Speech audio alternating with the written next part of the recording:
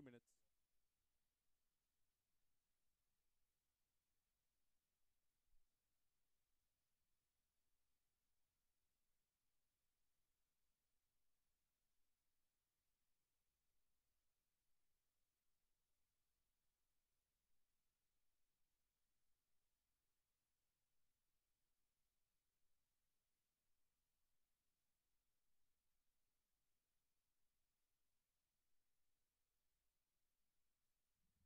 Seconds back.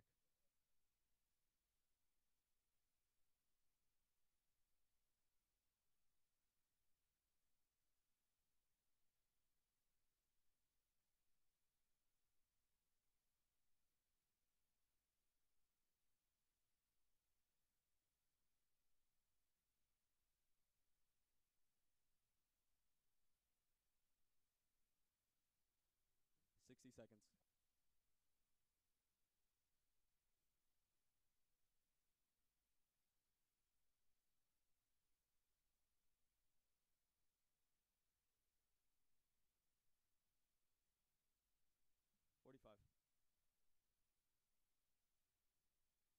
Yes, sir.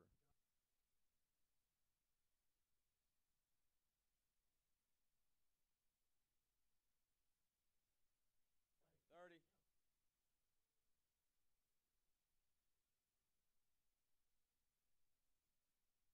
I'm Abe. 20. See? 15 back.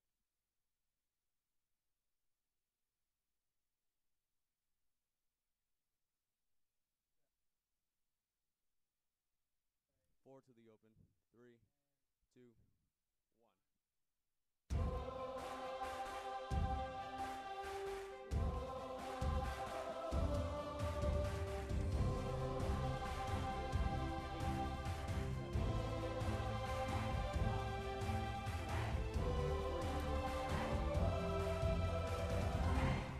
This time a year ago, these would be entirely unfamiliar table positions. Rio Grande Valley sitting below the playoff line, while Rio Monarchs are in first in the story of the USL. Tonight they match up at HEB Park in South Texas. It's the United Soccer League Game of the Week on ESPN3. And with that, we welcome you with Morgan Conklin, the former Virginia Tech defender. Mike Watts, glad to have you with us. Offenses have been the story for these teams. Last year for RGV, it seemed like they could score at will. They've struggled this year. Real Monarchs have not, and a big reason why is Chandler Hoffman. And a big reason why he's been able to finish is his movement. Right around box, he makes these really quick, short, slashing runs that open up space and allow his teammates to find him. When we spoke with head coach Mark Briggs, he said he thinks he's one of the players in the league that has the best movement. He can finish. 12 goals, 5 assists on the year. Was voted the midseason MVP by the fans. They obviously enjoy watching him play. It's no surprise as to why. He's been involved in 17 goals. The entire RGV team have scored 18, so focus on defense. They really missed Jorginho James last game. Yeah, he was out with a red card suspension.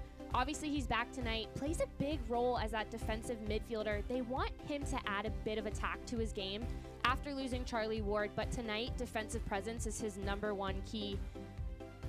They talk a lot about collective team defending, working together, staying organized. A lot of that starts with him in the midfield. So all eyes on the Moon Man. Here's the starting lineup for Real Monarchs. They do make 3 changes. Sparrow in goal again for Schmidt and Dunk, their second starts of the year. Who do you like? Nick Beasler, not a surprise to see him in the lineup, obviously. The engine of this team really can create a lot in that midfield, just a huge part for them. But also Chase Minter, keep an eye out for him. Came in against San Antonio, made the most of his time, had the assist on the game-tying goal, and earned a start tonight, just his 6th of the year. On the other side, as Sebastian Velasquez is available on one side, Jose Escalante is available for RGV FC, who make 4 changes. He's back from Houston. And it's going to be interesting to see how he works with Francisco Pungo up top. Pungo has been with RGV, been training with them for a little while. He had some visa issues, so he hadn't been able to play yet. They're excited to have him. He said if he didn't have those issues, he would have been with the team, so they're definitely looking forward to his debut tonight. RGV's offense has struggled, but the earth isn't flat and games aren't won on paper. Instead, it's the #1 team, Real Monarchs, coming into HEB Park. It's a great matchup coming your way next. Here's your check.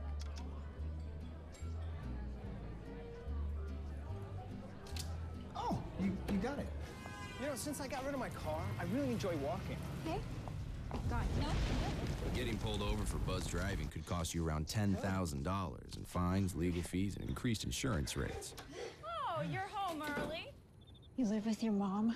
That'll set your game back a few years. Buzzed, busted, and broke. Because buzz driving is drunk driving. At Doctors Hospital at Renaissance Health System, we have one goal: advancing the health of the Rio Grande Valley. We're over 700 physicians and 1,200 nurses, researchers, and educators using innovative medicine and the most advanced technology to offer world-class health care here at home. As the only locally owned and operated hospital in South Texas, we are deeply committed to our community and its health.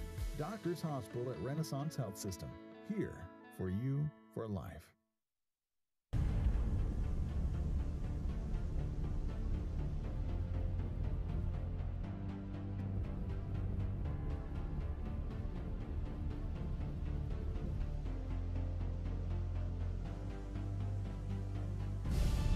We've raised the stakes. Expectations are high. Our biggest season yet will break records with elite players and future stars. Innovative technology and new homes. We're growing the game in our communities and across the nation. Are you ready?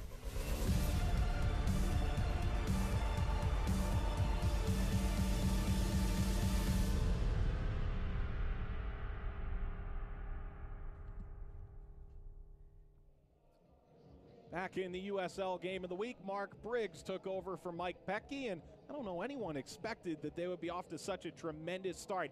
Israel Monarchs first in the West, taking on Rio Grande Valley FC. Briggs taking the team to the top of the table, a 9-game winning streak, highlighting what's been a great year for the Monarchs. Exciting game set to begin in moments. Connor Sparrow in goal for Mark Briggs. On the other side, Junior Gonzalez in his first season at the helm for RGVFC took over for Wilmer Cabrera. Came over from the Sounders, and he's found his team struggling to find offense of late. Can they find it here tonight? It's the white and blue jerseys for Real Monarchs and the orange for the home side RGVFC, and we're underway in the USL Game of the Week with Morgan Conklin, Mike Watts. Salt Lake City coming off of a 2-2 draw between a couple of Western Conference heavyweights. San Antonio at home falling with that Lakawecki goal late to only take a draw, while RGV struggled to a 4-0 loss last time out.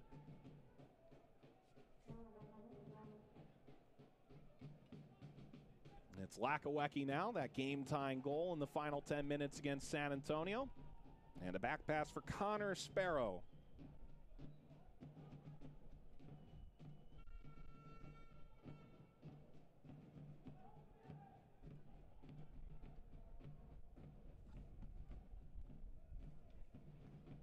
Not it down towards James, who's a bit lame, coming away from the challenge. Well, his eyes are certainly focused on the Jamaican national team with the Gold Cup final tonight against the United States.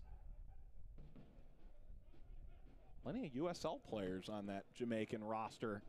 Damian Lowe at center back and Romario Williams at forward, chief among them.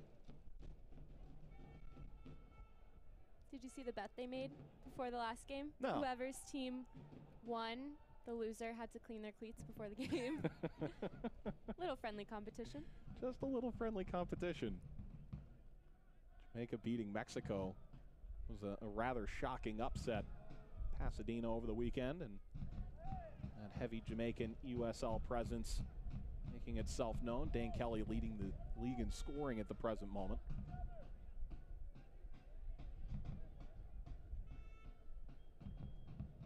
Comes down to TJ Kasner. Ball served over the top, trying to seek out Monroy, and the follow-up lofted well out of play. Mike, extremely early on, but you can just see for RGV Pungo having that high central forward is something that they've been been missing with Ruben Luna being out with his injury. He is strong. You can just see Punga, his physical traits, strong, a big player. You can see him already getting into a little tackle shoulder to shoulder just to make his mark on the game. I'm interested in how he does, not just in his debut, but how it really changes this team's style of play. Debuted against Orange County. They dealt with some visa issues, 15 in Orange. Finally now available. Kai Green to throw, the man out of Seton Hall, 24 years old from the Garden State. And Pungo rushing in. Belongs to the Monarchs, 3 minutes gone.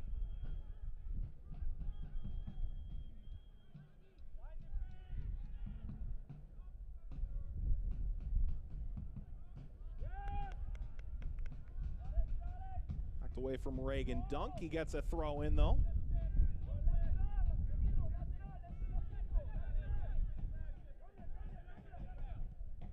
Justin Schmidt, head for Lakawecki, and back now. Played by Beasler. And now Michael Gallagher, who starts in the central defense position.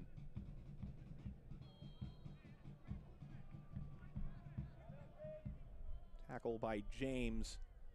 Really is a presence on the field, and anytime you lose a guy like him to red card suspension, well, it could be a bit of a struggle, and it was for RGV last time out, a 4-0 loss.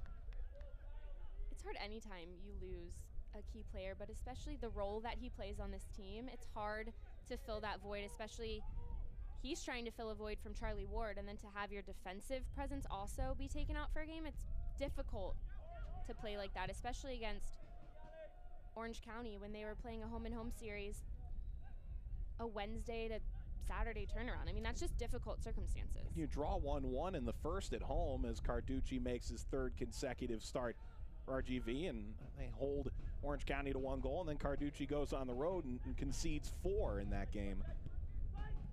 Entirely different story is Kai Green, followed by Chase Minter. And Mike, we've spoken with Junior Gonzalez a couple times throughout this season, and we've worked a couple of games together when RGV has struggled, or we've worked a game right after that, and so that's kind of been a conversation that we've had with him. And when he talked about this game, he said a win tonight, a result against Rio Monarchs, is just a big confidence booster, obviously against the best team of the league. He said his team just needs to put together a strong 90 minutes and get a good win to just give them confidence. Lakawecki and Monroy really getting tangled up, and the official showing up saying there was no foul. Mike Arrington is in the center of the field tonight.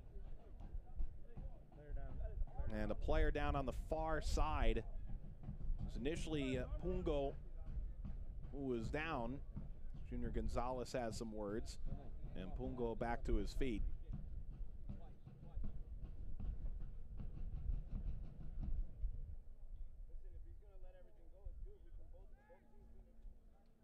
So Arrington off to the other side as it belongs to this Monarchs team. They've been such a tremendous story this year. 9 wins in a row at one point. Speaking with Mark Briggs, he spoke to the peaks and valleys that any team will have. Some youth and inexperience in some positions of late, and in others, they've been missing some experienced guys. Sebastian Velasquez has been out for the better part of a month with a hamstring injury. And he spoke to what they miss without him. Not just the experience aspect, not even talking about just his impact on the field, but his composure. He said his ability to help some of the younger guys. Those are just things that they miss with him. They are extremely happy to have him back in the 18. Hopefully we'll see him tonight. I know he's excited to get back onto that field. When there's a great player who's been out for a while, one of the most exciting things is when they get to step back onto the field.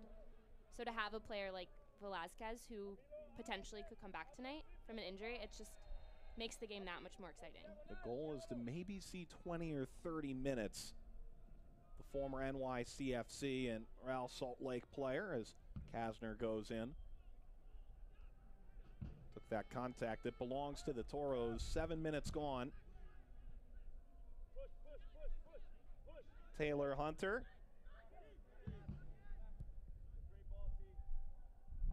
Kai Green got a touch. Lakawecki won it upfield. Minter looking to counter. Monroy lost it. Now the race is on for Haber. Touches it wide. Bit of space opening up. Haber scores! Flag stays down, and Real Monarchs are off to another tremendous start in the 8th minute.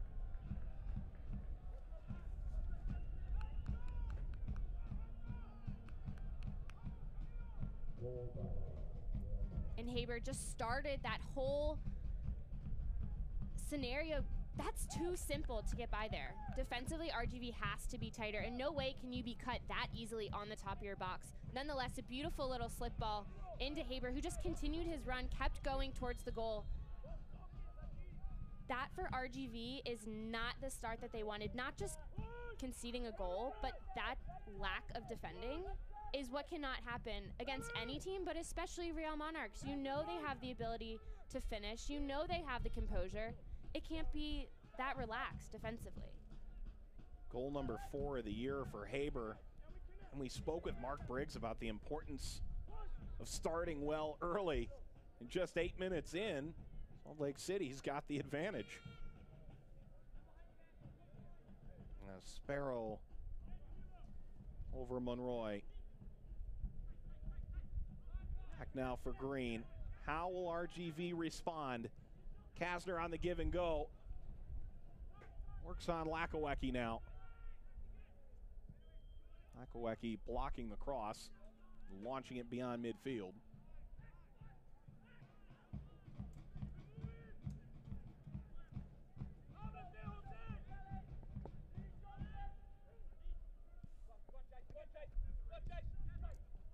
Hey fans, stay up to date on the latest news and information from around the USL by listening to USL Coast to Coast on SiriusXM FC, channel 85. Don't forget, the USL Game of the Week airs on SiriusXM FC.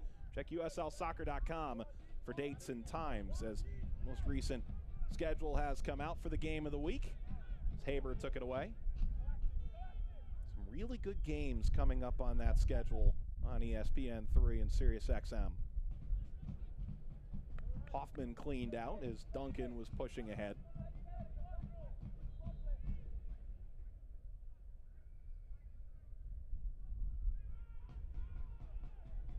Well, Haber given a lot of room here between the lines. Through ball, Hoffman plays it back. Haber across. Too far for anybody. Daniel Haber has proven that that spot, that area on the field, he can be dangerous in. So that's a moment when RGV, they've been burned once. Don't let it happen again. If he continues to get the ball and step into that central area, he has to be swarmed. Junior Gonzalez talks about defending collectively together, condensing the space. If that's a perfect moment to do it. It has to happen right there because Haber has had too much time extremely early in this game. Haber, who had such an amazing collegiate career at Cornell and left as a junior to go play in Europe. It's been a real find previously for Vancouver and now in Salt Lake City. Some room now for Chase Minter, making his 6th start of the year. Pushed by James from behind, keeping it through the tackle. Magalhaes now pushed outside. It's Minter. Haber knocks it back. Minter pushing through. Plenty of time for the Monarchs, and in the end, the pass to Hoffman was into an offside position. And RGV did a really good job there of just closing the space and not allowing those little runs that Salt Lake normally has success on, not allowing those to come off. Just by really squeezing that space, there was nowhere to go. That ball was forced through, and they get possession back. Now what can they do with it, this RGV side? One that last year was the 2nd best offense in the league with 47 goals. Far from the case this year for the Toros, just 18. Nearing the midway point of the season. Out of the reach of Escalante, a throw for Real Monarchs.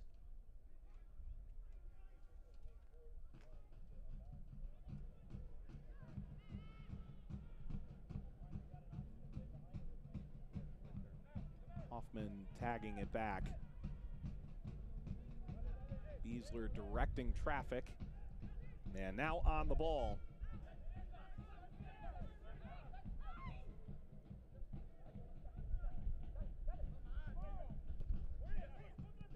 When Roy took it away, James, extra pass for Kasner, could not quite connect there with Pungo. But that's a really good sign for RGV. That's the team defending, the collective defending together that they need to do. They squeeze Real Monarchs into a small space and force the turnover. But now Monarchs off on the break. Haber, and now a shot in. Coughed up by Carducci and ripped away before Minter could latch onto it. Way too easy right now for the Monarchs. And it's a really good initial challenge from Magalhaes. It's not a clean tackle on either side, so the ball's able to spring through and no one can find it. So that's one of those unfortunate moments, but Carducci has to hold on to that. There's no need to cough that up there. Escalante through the legs. What an impressive move that was by Coringa. Now can Escalante finish? He's tackled in the area and a penalty. Escalante, a one-man wrecking crew through the defense of Real Monarchs, and in the 14th minute, he's drawn a penalty. Escalante knew where he wanted to go with that ball, dribbles straight into the box, takes on his defenders, pulls another along with him, forces his way through there. Just a great job of taking it upon himself, directly trying to get to that end line. You would think to bring a ball back across, didn't even need to get all the way there, is brought down. Definitely for a penalty kick. Just great work from him individually to put it upon himself and really get after this Monarchs back line. So Sparrow will be put to the task. Eric Bird saved by Sparrow. He parries it away. And as usual for the Monarchs, everything seemingly going the right way in this, a phenomenal season for Salt Lake City. And they make it look so effortless. Eric Bird, just over a week ago, in this exact same position, had a penalty kick in the first half against Orange County. Was able to put that one away. It's difficult. Teams have scouting reports. As a penalty kick taker, normally you have your spot you want to go to. That's exactly what it looked like right there. Sparrow knew where he was going to go, what side he was going to choose. Made it look so simple. Beasler looking for a foul call. I don't think that's because you know about taking penalties, is it? Oh, no. I didn't take them. But Sparrow just knew exactly where that was going to go. You tend to see traits where players like to go, and Sparrow just either guessed the right side and made it look super simple, or he did his research, did his studying. But that's just a beautiful save. Hey, soccer fans, Nike is an official sponsor of the USL. For more information, mosey on down to NikeSoccer.com. Push from behind, bit unnecessary from Pungo. Beasler on the restart. Makaweki was pushing forward. Throw now for Chase Minter, the former Big West midfielder of the year over at Cal Poly.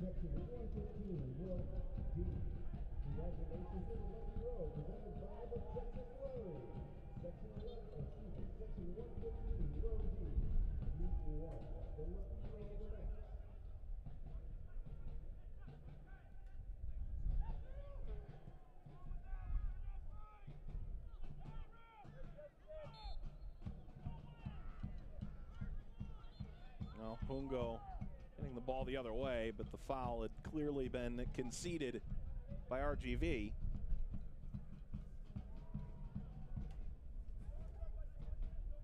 Mike Arrington not making himself too many friends at HEB Park early.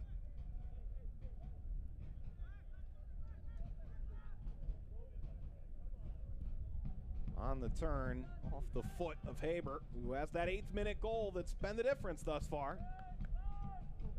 Lobbed ahead by Hunter.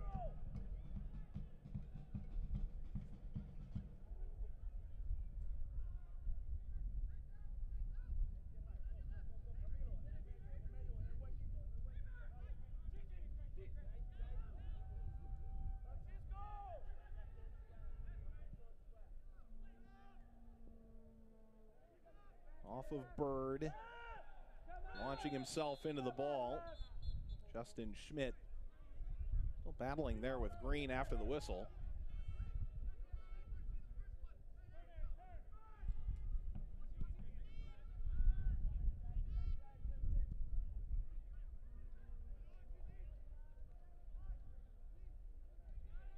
Dunk plays it away. What have you liked so far from RGV? Obviously Escalante, that one explosive run, but has anything else stood out? When they succeed in their collective defending, their team defending, it's good. It's difficult to break down. It's only happened a couple times where they've been successful with it. But that was a key coming into this game, so it's nice to see that they've been working on that. Got beat a couple times, but have made a couple adjustments and been more difficult to break down than they were extremely early on. But I also like seeing them trying to get after this Real Monarchs team. They wanted to high press them at times. They wanted to really put pressure on this back line. And you can see them starting to kind of find form. Obviously, it's difficult when you give up such an early goal. But you can see them starting to find form and really get back to those keys that they brought into this game. And there's that high pressure. It's won by Pungo. And that first touch lets down the Colombian. Well, Pungo's a guy for Rio Grande Valley that really you wonder what his future could be. Visa issues early, but the early returns against Orange County were positive in 69 minutes, and in his second start, seems like he's found good places to get a hold of the ball. Well, and they obviously would have liked to have him earlier, but it's a good time for his visa issues to be cleared up without having Ruben Luna. So he really has time to develop for this team how they want him to play for this RGV team in that central forward role, because their normal player, Ruben Luna, is out for a little while. So timing-wise, in terms of that, it worked out in his favor. He's been able to get a good amount of minutes, get another start. But you wonder, how good can someone be? Well, we'll find out over the course of the next few months. They really are looking for a guy who can latch on to goal-scoring opportunities and score in bunches. And talking to Junior Gonzalez this week, he really does think Pungo can be that guy. Last year they had 5 different players who scored 6 or more goals. Right now they're just finding trouble getting anybody to score at that rate. As the Monarchs take over, 20th minute, a 1-0 lead. The number 1 team in the USL this year. Aguilera is playing out of the back. Popped away from Kasner, and the attack on for the Monarchs. Ball from Minter intercepted. Foot race for Pungo.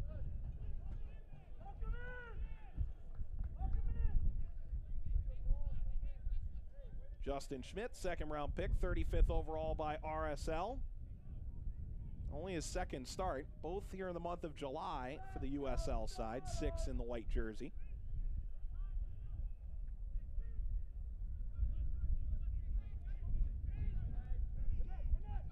Kasner.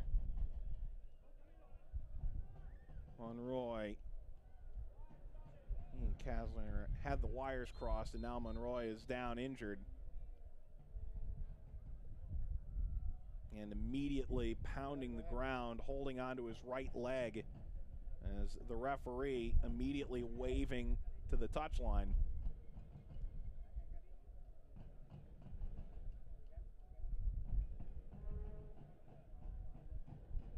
Monroy, really one of the young upstarts for this side, just 18 years old, missed a month and a half of time, finally healthy again.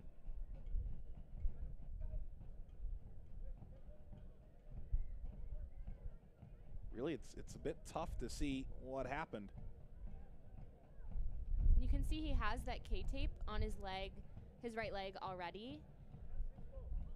Monroy is a player that is so good 1v1. He wasn't too clean in the minutes that he had today, but last week against Orange County, he was so dangerous when he came in off the bench, was just able to get at the back line, take on players 1v1, and that's his game.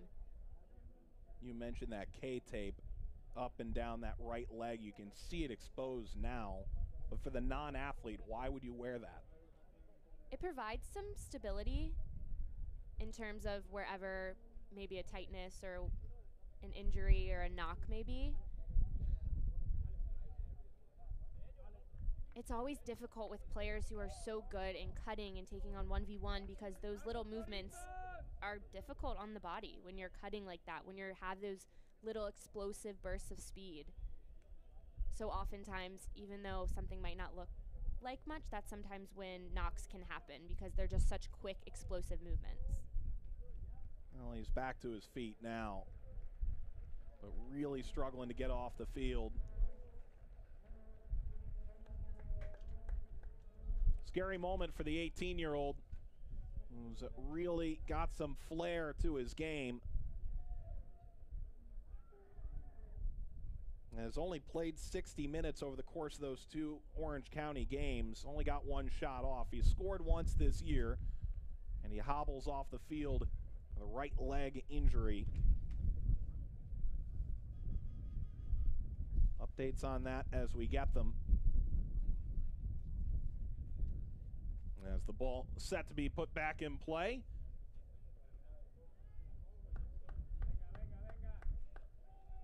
And a sub coming immediately for Rio Grande Valley. It's Kyle Murphy who will come on for the injured Camilo Monroy.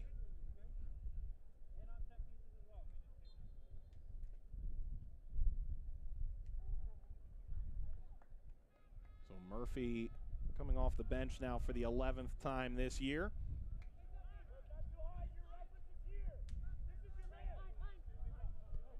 Lakawecki.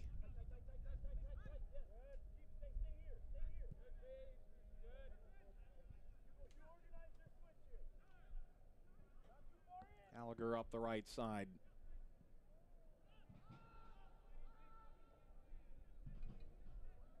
Hoffman giving chase on Carducci. Foul conceded. Hey fans, the USL is one of the most prominent second division professional leagues in the world. It features some of the game's top talent and rising stars. Stay up to date with all the latest league news and information by visiting uslsoccer.com and follow them on Twitter at USL.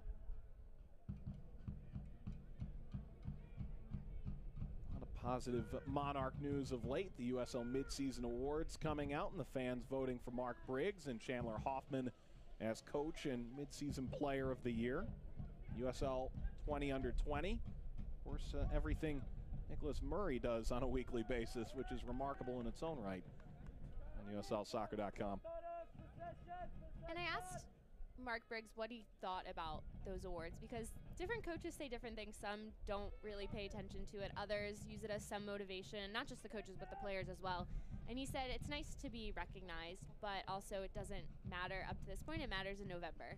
And I think that's probably a typical coach answer. But he said it was nice to be recognized. Obviously, what Chandler Hoffman is doing on the field, it's difficult to ignore. Obviously, what Mark Briggs is doing with this team is difficult to ignore. But it's obviously nice to still get that recognition. He talks about it being important in November. Part of the importance in November comes from 5 game-winning goals from Hoffman in the opening 3.5 months of the season. Agalea is the left-hand side. And turned over. Checking back to receive the ball, Hoffman. Minter. Was able to get it back to Beasler.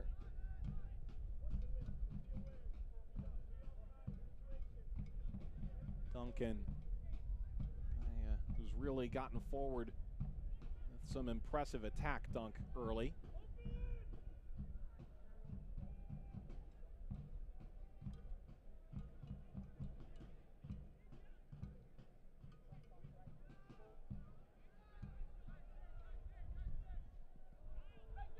Long run from Victor Garza and up underneath the foot of Murphy.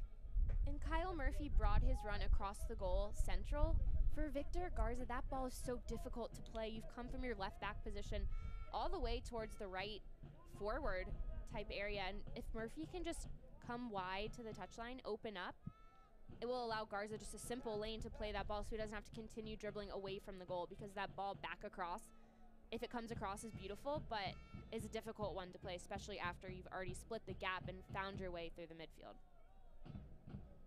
Sparrow taking his time, and if no one comes, he'll continue to do so. Finally launching it beyond the midfield line and headed toward Hoffman. Aguilez clearing it away from one of the USL's most fearsome attacking threats. Hoffman, a three-time double-digit goal scorer in this league with 3 different teams now. Lofted over the back, and Carducci holding on. 20th appearance in USL for Carducci. Previously with Vancouver Whitecaps too. Signed as a real young player. He's the 2-time Canadian U17 Player of the Year at the international level. Garza seeking out Pungo.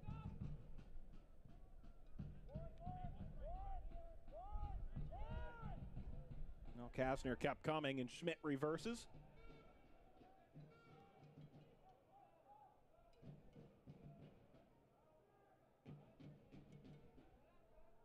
Aguilera is going pretty far out to go man-to-man with Chandler Hoffman.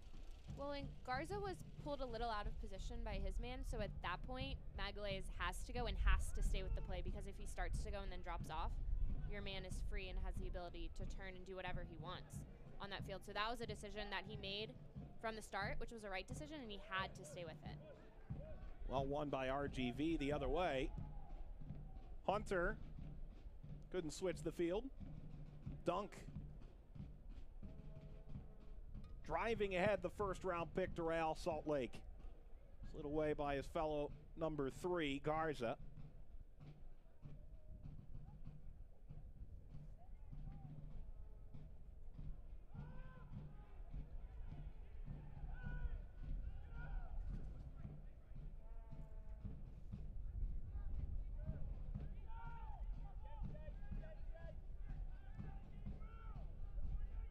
Settled by Minter. Beasler, Minter. Lakawecki tried to unlock the Texan Minter. And Carducci launches it in the HEB Park stands. What a gorgeous facility. It opened up in South Texas. Hybrid affiliate of the Houston Dynamo. Owned by the same group that owns the RGV Vipers in the NBA D-League.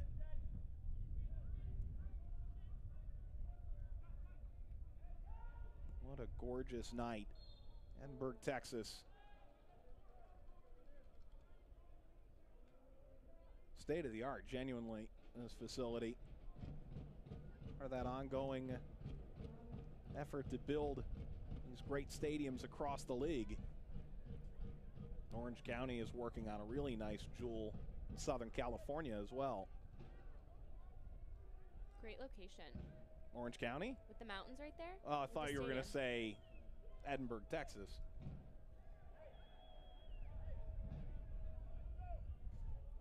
Brown Monarchs here.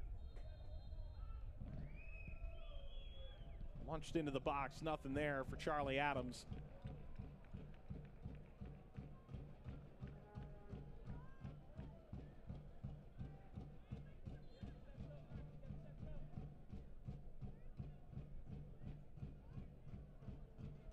Lakawecki stamping the turf back in. Lakawecki out of Notre Dame.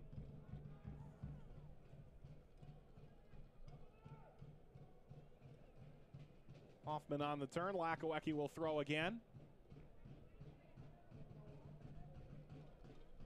And Bird ripped down. Boy, Haber is a bit incensed, and he'll get a yellow card. More for that than I think the actual foul itself. And I understand the frustration maybe in losing the ball there from a great defensive play from Eric Bird, but I don't understand the outburst. The foul was a foul. That is a foul. You cannot pull someone down like that. Bird had the step on him. RGV was looking for transition, so that was definitely a professional foul to stop the buildup, but the reaction doesn't have to happen because it's a foul. Yeah. 33rd minute. Off that foul, Bird able to create. Hey fans, stay up to date on the latest USL news and information from around the league. Tune into USL Coast to Coast Mondays on Sirius XM FC, channel 85. USL Game of the Week, also on Sirius XM FC. The clearance is lined off of a Monarchs player and ultimately comes back to RGV on the carom. James turned it over himself. That's the question for Jorginho James, isn't it? He's a bit of a destroyer defensively, but offensively, he's tasked with a lot more with Charlie Ward being signed to the Houston Dynamo. And that's a difficult role to fill, to step in for Charlie Ward, especially when you're a player that just has strong defensive tendencies in the middle of the park. That's a big jump to make, especially in a game like today when defensive responsibilities are your #1 priority. So it's difficult. I don't think Charlie Ward is a player that can be replaced with one player. It's going to have to be a team effort because just the amount of possession that he brought to the team and his accuracy in passing, the amount of times he was on the ball, the amount of times he connected those passes just can't be replaced by one person. Hoffman, that's an excellent move, but ultimately broken up. And a corner coming for Real Monarchs.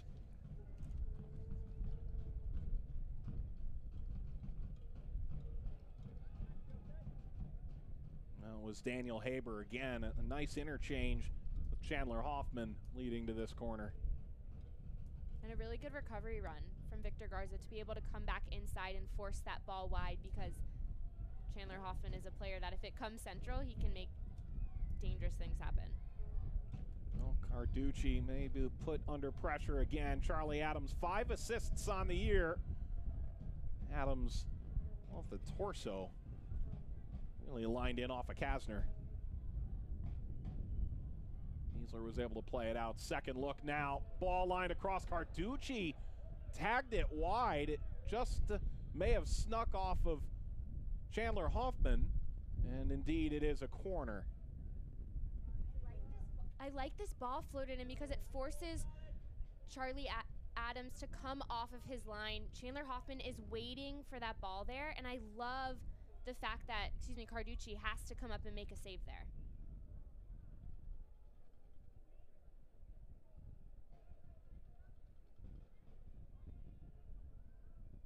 Well, there's Adams again.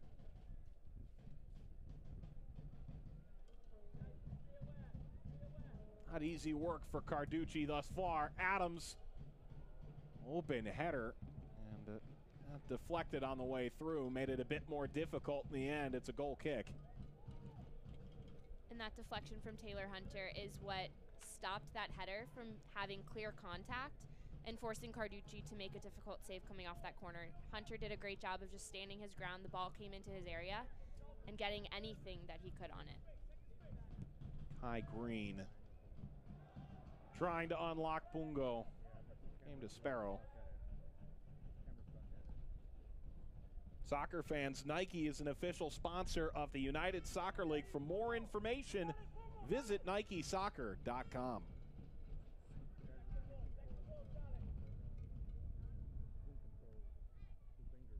James from Bird.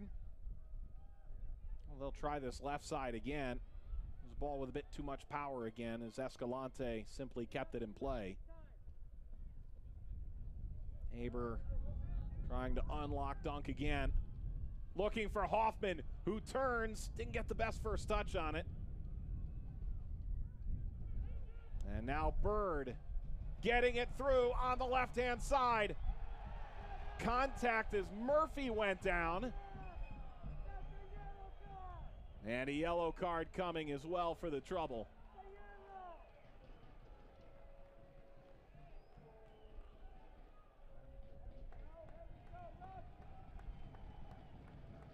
Michael Gallagher. Just a beautiful ball played in by Bird, able to split the little space that was there. He was able to find it. Murphy does a nice job trying to get his first touch around that to really force the contact with Gallagher, both of them going for that ball. He did a nice job of his run and the way he was trying to take that touch to put it in a position that allowed them to get that call. Gallagher's 5th yellow card of the year. He has a red card to his name as well.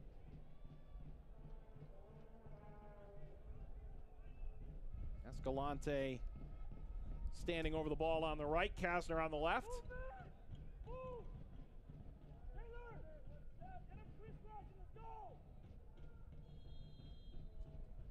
It's Escalante. Nodded back, Bird firing it in from distance, and easy for Sparrow.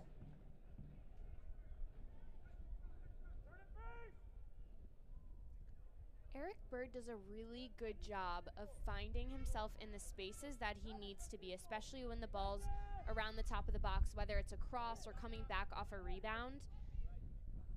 But oftentimes he forces a shot when it doesn't need to go. If he can take a touch or maybe pass out and regroup and then go back again for a better opportunity.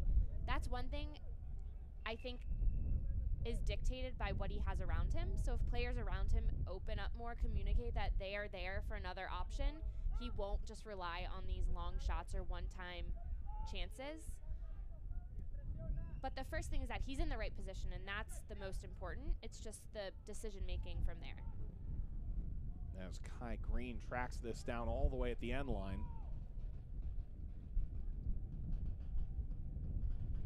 RGV, part of this discussion with Junior Gonzalez was decision-making and being able to have more possession of the ball. They've conceded 9 goals in the last 3 games, including 4 goals in 4-0 defeats in 2 of those contests. Did allude to the fact that they have not been able to hold possession quite as well. Well, if you look at the stats, they've had possession, but it's not meaningful. It's been a lot of side to side or back and maybe get close to the goal, but bring it back. There hasn't been anything with a purpose, hasn't been anything dangerous. So that's been the decision-making aspect. The connecting passes and the getting it wide part has been there. It's just the next step to actually make the possession dangerous and have a purpose. Of course, the other side being that this RGV team is still close to playoff position. Monarchs atop the table, and it's a shot off the crossbar. Well, that was nearly a terrific finish from Haber. Offside, won't count. He almost hit it off the crossbar a second time.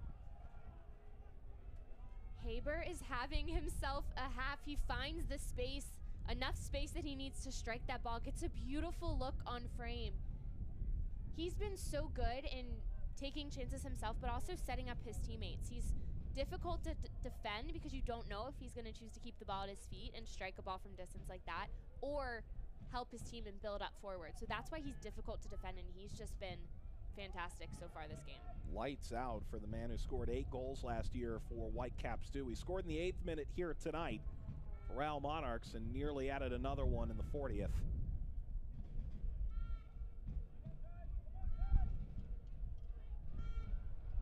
Looking for Bird, cut out by Schmidt.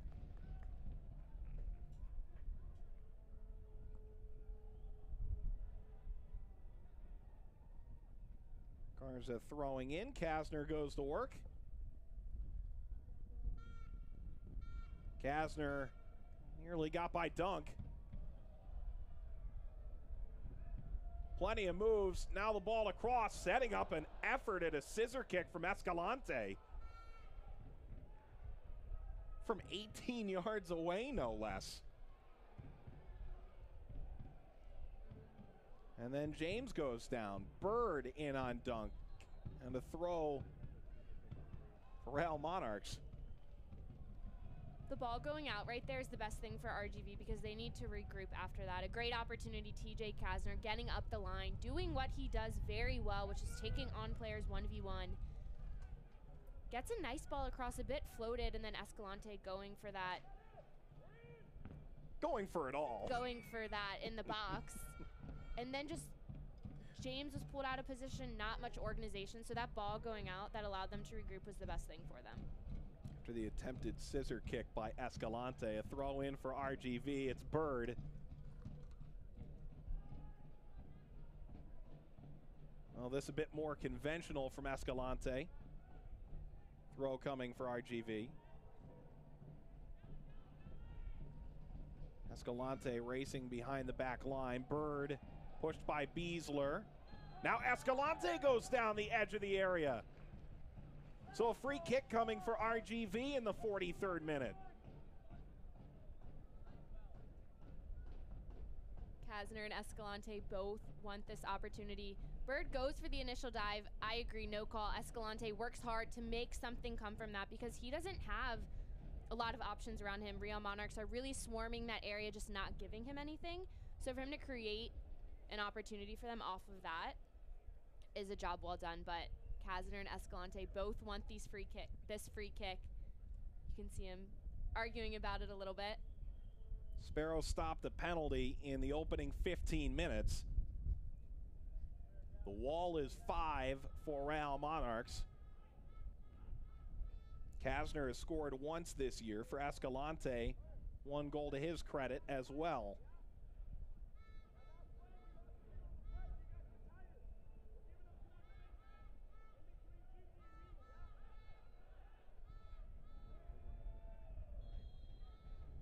Escalante put it too high. Did get it past the wall and had plenty of spin on it as well. Well, and he did a nice job beating the wall. Originally from the first angle, it looks like he got it all the way around. It only got around 3 of those players, but just got way too much under it.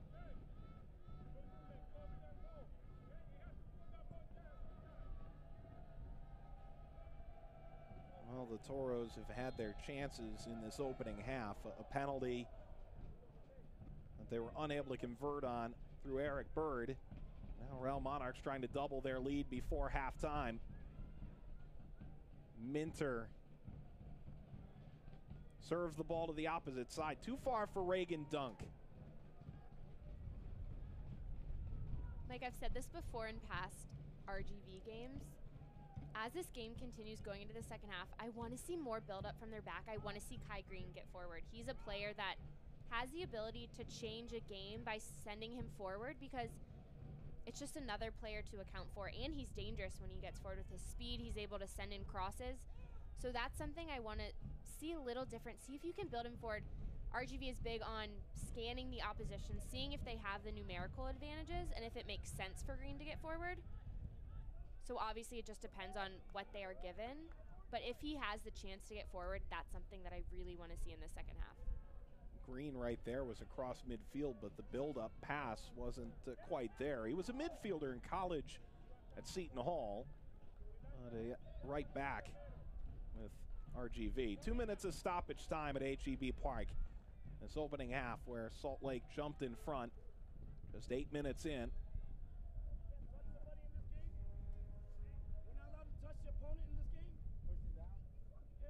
Well, Junior Gonzalez is a bit incensed on the near touchline as that foul conceded. And what'll be a dangerous spot for Adams.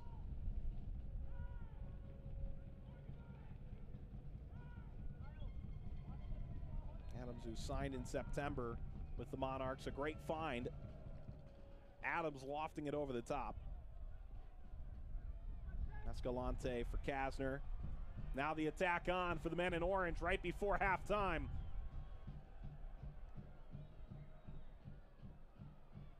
Holding possession, Murphy. Bird tips it back. Well, James will go from way outside. Thought he had Sparrow off his line.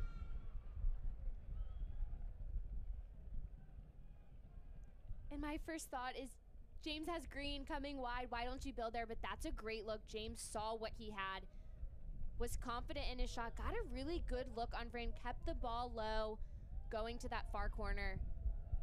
Usually I'm not a big fan of shots like that far out, but as this half comes to a close, James struck it very well. I don't mind seeing that. Maybe one more chance here before halftime. If either side can build quickly enough. It'll be a throw for RGV. Final seconds of the opening half. Kasner. Kasner putting on the moves. Well, here's Kai Green. Building up the right. He got the cross in. Header saved by Sparrow. Excellent work to deny the on-rushing Murphy. Sparrow does a fantastic job reacting to this ball. Murphy sees where it's coming. Kai Green sends in a beautiful ball, the way that curls to the back post. Met perfectly with Kyle Murphy's run. Just a great reaction save from Sparrow. Morgan right now, the mayor of I Told You Town. Escalante, one last chance here for RGV before halftime. Popped up by Beasler. Kicked out by Minter. We've reached halftime. Well, that was the best look from RGV thus far, and Sparrow up to the task. And RGV wanted a strong start. They struggled at the beginning, but that's the best way to go off the field at the end of this half. Struggling a bit to find their footing, but to go off like that, their best opportunity of the game, to get Green forward, to find his place in this game, that's the best chance for them. Haber with the go-ahead goal in the 8th minute. It's his 4th of the year, and the Monarchs, top of the table, off to a great start against RGV. Stats and highlights are next.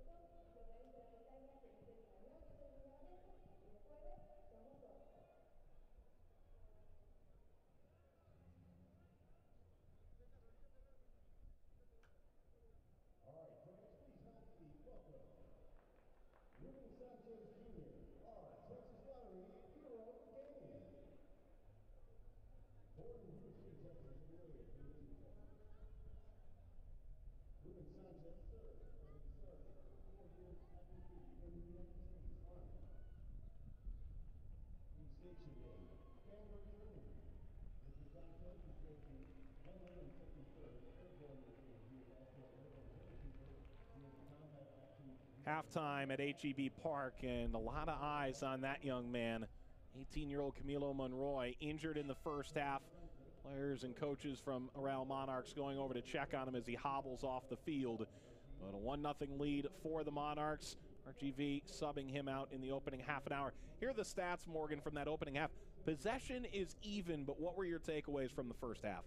Well, early on, Real Monarchs just establishing their style of play. Early on, RGV wanted a hot start. So did Real Monarchs. Only one of the teams was able to do so. RGV definitely found their way as the game went on. They tend to have high numbers of shots throughout their games, but don't always convert. So having 3 on target is pretty good for them, because you don't often see that with how many shots they get on target. As the game goes on, I want to see better chances from them. Continue to take better chances. No shots from far out. Don't settle.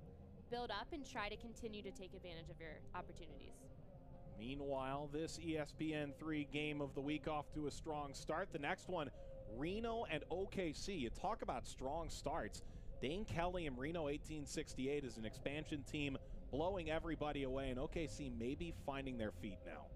OKC is a team that I'm always interested to watch, because they bring something every game that you're not expecting. So that's definitely going to be a good game. Well, Gonzalez and Angulo both have braces last game. Meanwhile here, Haber's got the goal. Highlights when we return on ESPN3.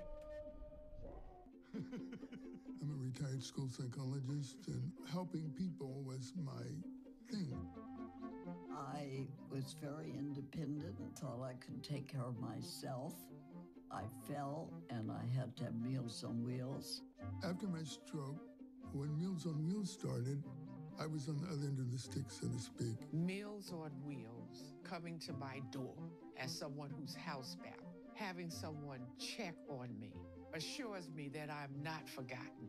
Meals on Wheels has given me a mode of freedom that I wouldn't have otherwise. We're the clients. We are the clients. We are the clients of Meals on Wheels. America, let's do lunch. 1 in 6 seniors faces the threat of hunger, and millions more live in isolation. Drop off a hot meal and say a quick hello. Volunteer by donating your lunch break at americaletsdolunch.org. They said I have troll teeth. That my voice sounded like a possessed baby doll. That no one would ever love someone as stupid as me. That I was fat, ugly. Disgusting. The effect of bullying is potent. We will no longer be the silent majority. Now, when you see online bullying, there's something you can do about it. We're gonna take action with the I. I am a witness. I am a witness. I am a witness. I am a witness. I am a witness, and so are you.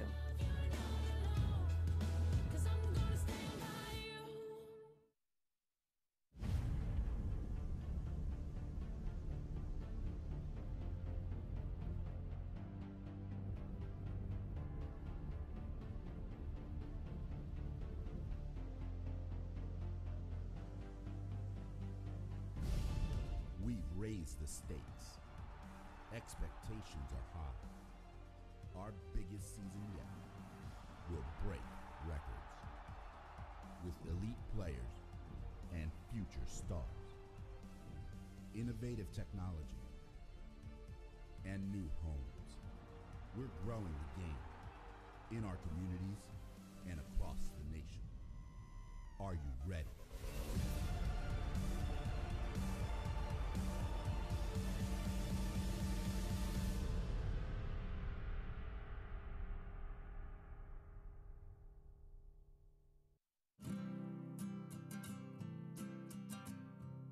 Every day across America, excess food is gathered by a network of good people at local food banks, giving hope to millions of children who struggle with hunger. They've earned their wings, and you can too. Together, we can solve child hunger. Support Feeding America and your local food bank at feedingamerica.org. Look at you. You're at the top of your game. At work or at play, you're unstoppable. Nothing can throw you off track. Oh, hey, she's cute. Nice going, man. Things are going great for you. You've earned a night out. Good drinks, good friends. Yeah, we can go ahead and call this a good night. Wait, is that your car? Uh-oh. Not smart. Yeah, I saw that coming. Say goodbye to her. Ouch, that'll hurt your bank account. You're looking at around 10 grand in fines, legal fees, and increased insurance rates. I hope you like eating frozen dinners. Alone. Let's try this again. Smart move. Because buzz driving is drunk driving. Halftime at HEB Park. A lot of eyes on the Jamaican Jorginho James in this opening half, and the lineups are out for the Gold Cup final. Romario Williams, O'Neal Fisher, and Damian Lowe, all USL players playing for Jamaica against the United States. All the best to them. We have highlights, and we tell you about the new expansion team in the league when we come back.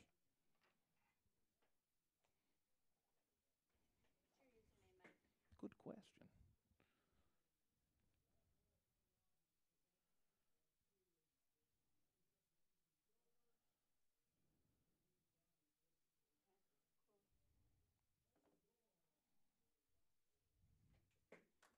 Michael R. Watts. I know.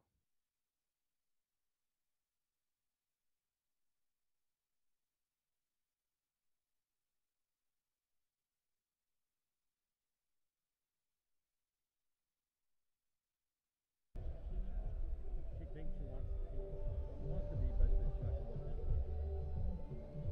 Doctors Hospital Riverside, the official hospital of the RGV FC Toro. Doctors Hospital Riverside, committed to providing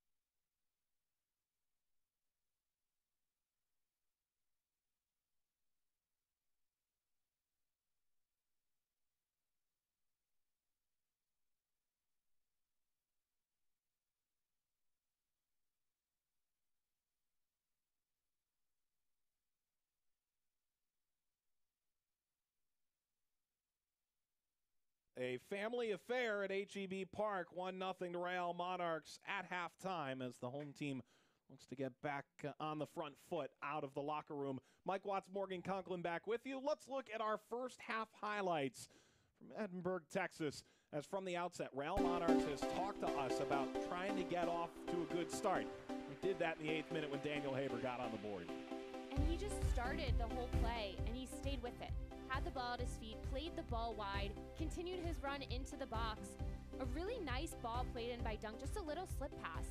Just in between the back line, super simple. Beat his defender extremely easy.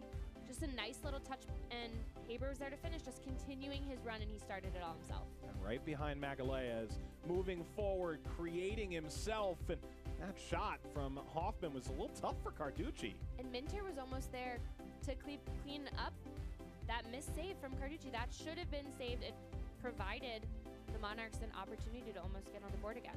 Looking ahead for RGV, Escalante with an excellent run culminates in a penalty.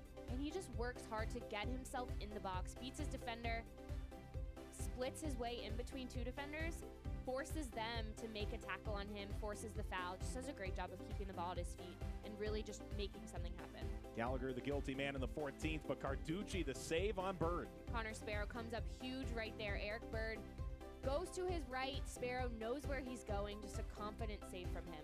Well done by Sparrow. Looking forward, Real Monarchs midway through the opening half. Ball across. Carducci nearly spilled another. But a really nice touch, because that's what kept the ball off Hoffman's pass. He was there to clean that one up. So that little touch was just enough. This is Real Monarchs getting forward into the attack, holding off Jorginho James. Haber off the crossbar. And he's able to find that little bit of separation that he needs. Has James on the inside of him, touches it wide, finds the space, and strikes a beautiful ball. Late in the opening half, ball off the foot of Bird. Jorginho James, why not?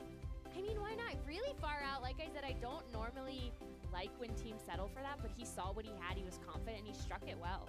Kai Green, this final plays in this opening half. Murphy nearly getting it through. And one of the best chances for RGV. Murphy is a player that does a really good job of timing his runs into the box. It's also easy to time your run when there's a beautiful ball like that played in, like Green did. Did a good job getting forward, getting wide, and just whipping that ball back across. So Haber has the goal at halftime, and well, there's been a really great culture built here in Rio Grande Valley for the Toros in a very short amount of time. Last year, they finished second as an expansion team. The newest team in the United Soccer League was announced today, Fresno, California.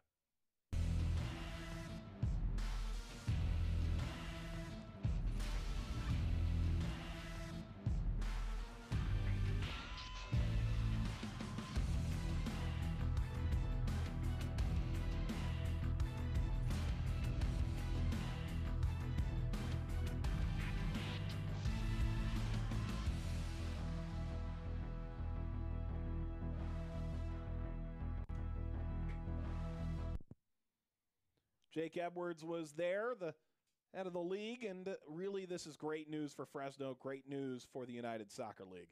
And one of the best takeaways from the press conference, from the announcement, is just how excited they are to bring professional soccer to Fresno. They have a PDL club there, but they are so excited to bring a team of this caliber from the USL to Fresno. And it was just obvious in everyone that spoke and all the fans that were in attendance, the supporters.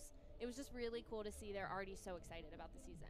Great news that Frank Yallop is ahead of the GM position in Fresno. He was the coach for Phoenix Rising, and now the head man for USL in Fresno. And at HEB Park tonight, Real Monarchs and RGV, the 1-0 game. And let's take a look at what's coming forward for Real Monarchs. The #1 team in the Western Conference, Monday night against Tulsa Roughnecks. And then on the road to OKC, they'll go back and forth between Rio T and playing games away from home. Meanwhile, for RGV FC, look at what's coming up for a team that's outside playoff position right now, Morgan. And it's a 3-game road swing through the Northwest. And boy, Cascadia is a tough place to play. And then returning home to play Phoenix, which isn't the easiest game either. Tonight, a solid performance, a result against a really good Monarchs team would be huge for their confidence, especially before they go out on that road trip. And Portland at the bottom of the West. Here's the rest of the Western Conference standings right now. And RGV right below, where you can't see it, underneath Oklahoma City Energy. A lot of games at hand for Orange County, but right now, Real Monarchs, the toast of the town, they've got a 9-point advantage atop the West over Swope Park. And they're just continuing to set themselves apart. But for the middle of the pack, it's pretty close amongst all those teams, so a win, a result here or there can really make a huge difference. Swope on a great winning streak. On the other side, Eastern Conference standings, Charleston Battery in first place, and Louisville trying to find their way back forward.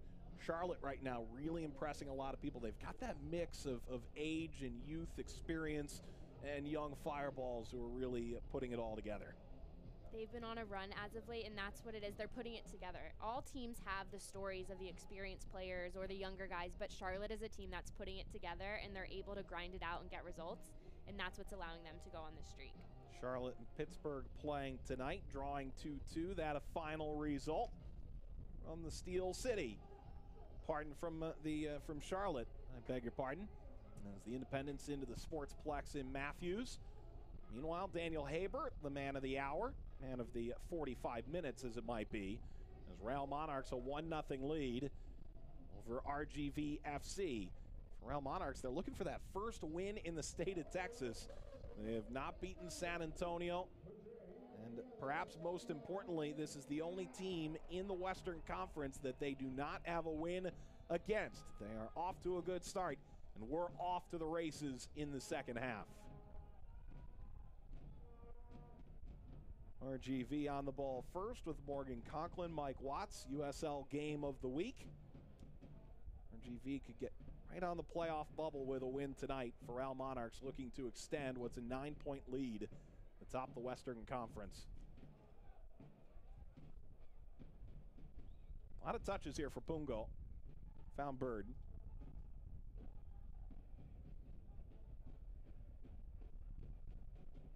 RGV team that's been shut out 7 times this year. They were shut out 10 times a year ago, finished second in the league in scoring. A lot of outbursts for the side, despite a third of their games ending in a bagel.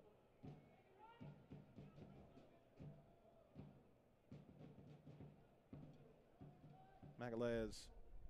And here's Taylor Hunter, 12th start of the season, back for RGV.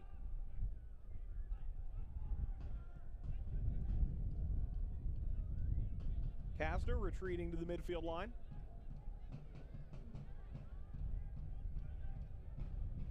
Kasner on the run. Turned away initially by Adams, and then the foul by Beasler.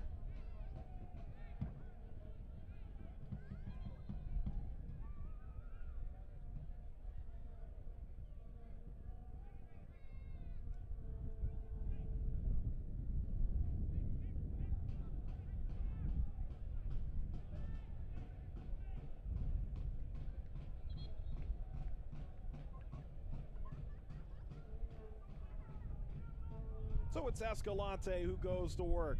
Drew a penalty in the 14th minute. RGV unable to convert with Eric Bird at the spot.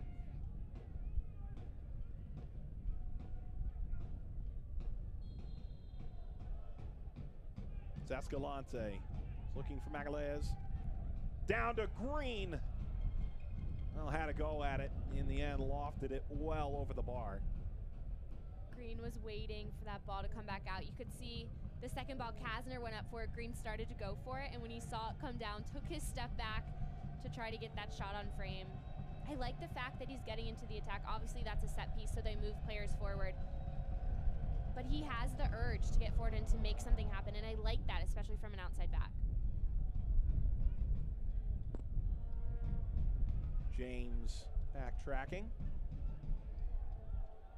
Bird. He's really been asked to play everywhere on the field at different points in time. Ball caroms back to Dunk. Tapped ahead by Hoffman, but taken out by James. Keeping his feet. Tagging it out now to Escalante. Escalante into the area. Escalante still going, and ultimately Schmidt won it away.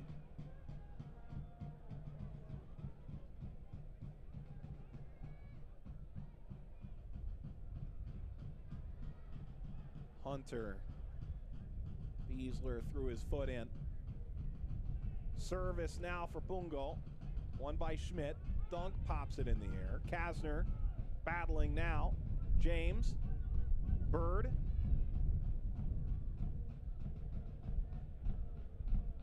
Garza for Murphy.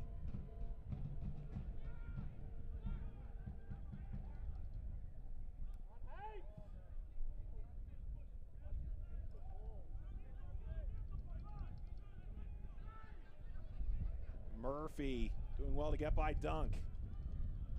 Kasner.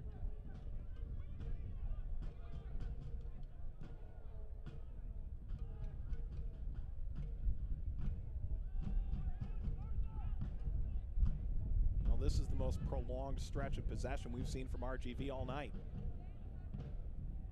Garza. And a poor first touch from Bungo, and the resulting foul cedes possession back to Salt Lake. And that's really unfortunate because RGV, like you said, sustained possession for a long time, the longest that they've had this game, and it was good all around. It was dangerous. They were moving the ball into dangerous areas, but just a big touch from Pungo. Doesn't keep control of the ball, forces a foul there. But that's a good start for RGV. They're able to build up, and the way they move the ball around, I like seeing TJ Kasner just find the ball wherever he has to be, whether it's wide, whether it's coming centrally. I like seeing him work to just get around the ball, and it allowed them to really move around and try to find the best way to attack. Ball bounces out of play. Dunk will throw. Funny you mentioned Kasner as a guy who really can stand out. He played in the MLS Combine for Junior Gonzalez, who at the time was an assistant with the Seattle Sounders, with MLS and USL experience with the Sounders. It's a long run now for Escalante. Lakawecki ultimately turned him away. Kasner. Green for Bird. Well, Bird got the ball into Kasner, sliding in and ultimately knocking it back out.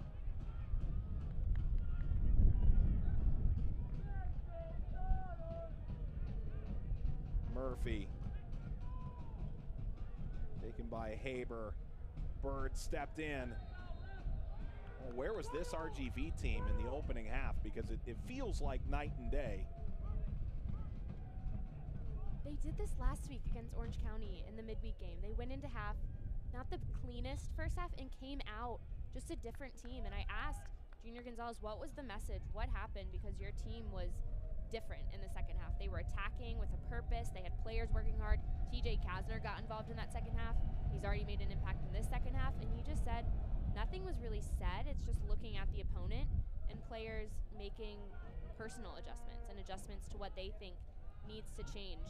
I don't know if there was a message to TJ Kasner there, but the fact that in the second half he's already worked his way around the ball, you could see him work off the ball. He almost had a shot on frame, and then as it comes back out, he's working all the way across to the other side to try to support Murphy when Kyle Murphy gets the ball on the sideline. I like seeing that from a player because he wants to make an impact, and you can tell. He's working hard to just be around the ball.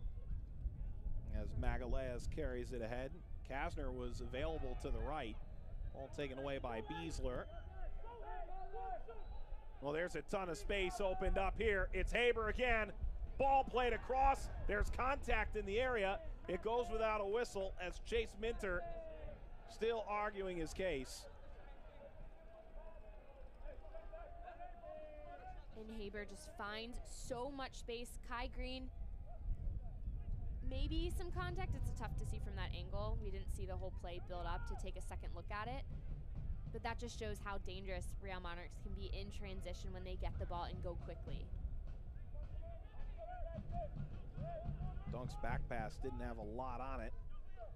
And by Karinga. And a throw to RGV. Hey fans, stay up to date on the latest USL news and information from around the league. Tune into USL Coast to Coast Mondays on SiriusXM FC Channel 85. And don't forget, SiriusXM FC airs the USL Game of the Week Check uslsoccer.com for all the dates and times.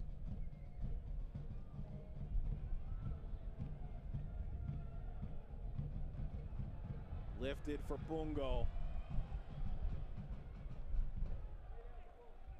Well, there's a bit of pain now as Pungo will not take this corner.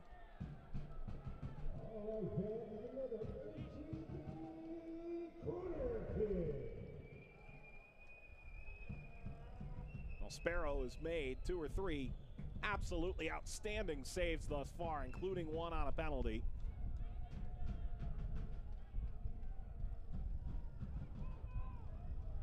What can Escalante, the Honduran, do? Plays it short. Pungo returns. Escalante's service toward Murphy. Bounces back to Bird. Cuts with authority. Bird got the cross in. Bounces all the way across the face of goal. Escalante right to Sparrow. Well, Pungo nearly got his back heel to it. It would have been something special had he connected. Georgino James was waving his arms at the top of the box, wanting that ball laid back. You can see him with his hands over his head. I like that ball in by Eric Bird. Goes for the fake, has time to play the ball all the way back across. Escalante just wanted it, thought he had the angle. Still a difficult save for Sparrow to make, especially with all that traffic. But I think James laying that ball back out may have been the best option. Dunk. And now cross field from Haber. Minter fouled Kai Green this time. Chase Minter struggling a bit.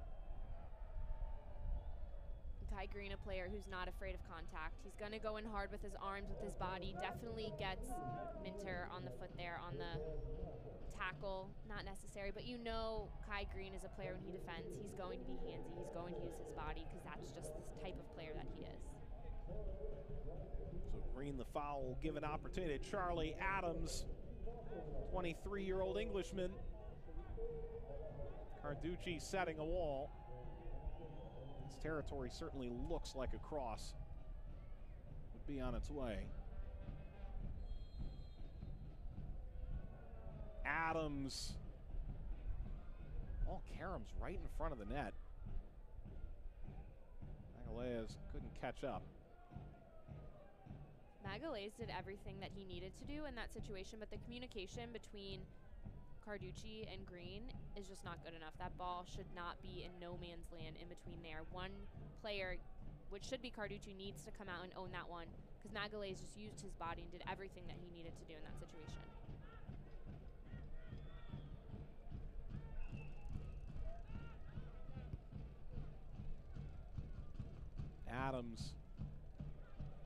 Adams got by James.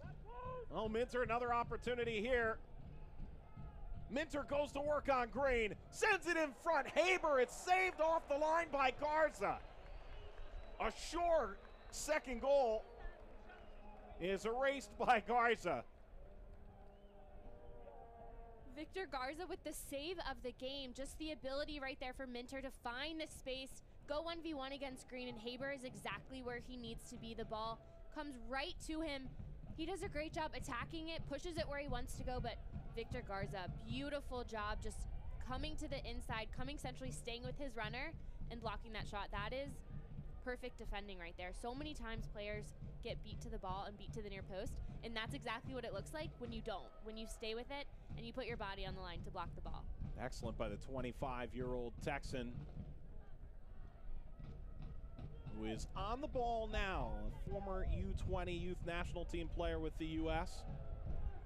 Murphy cuts back, sends it along the top of the box. The shot is hit in! Fantastic from Escalante, and RGV has pulled level.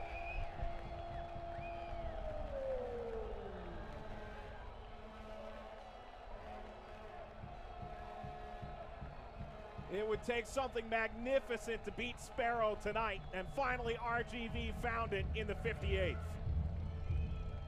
Mike, you could feel that building for RGV, especially after that last play from Garza. Kyle Murphy does a nice job just of cutting central. Escalante brings his run to the middle and strikes the ball beautifully first time, knows where he wants to go with it. Sparrow tries to get a touch on it, can't get there in time. Just a nice initial ball to Murphy, who has too much time, can easily cut central and finds Escalante. But what a finish to be able to connect there and push it past Sparrow.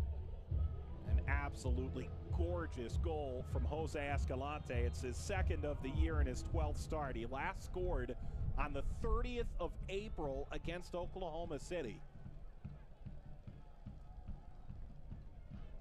Carried ahead by Haber. Well, now the impetus is on Real Monarchs.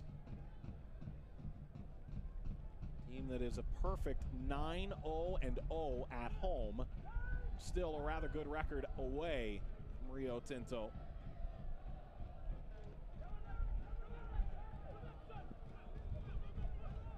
Well, Kyle Murphy racing in now. Beasler the foul. Well, Murphy coming off the bench due to the injury to Monroy in the opening half has had a massive impact. And he's just such a different player than Monroy. He'll still take players on 1v1 at times, but he uses his frame, his big frame, his body. He does a great job of coming into the box with his runs, of filling the box, putting his body on the line. And when he takes players on 1v1, it's extremely different than Monroy. Obviously, it's not those quick, pacey moves to get past. He's more of a playmaker, and he'll look to pass out. And when he has space is really when he excels. So it's good to see him start a goal in that sense, but I'm also not surprised to see him get on the end of things as often as he does and get in the box. Hoffman, that took a deflection and winds wide.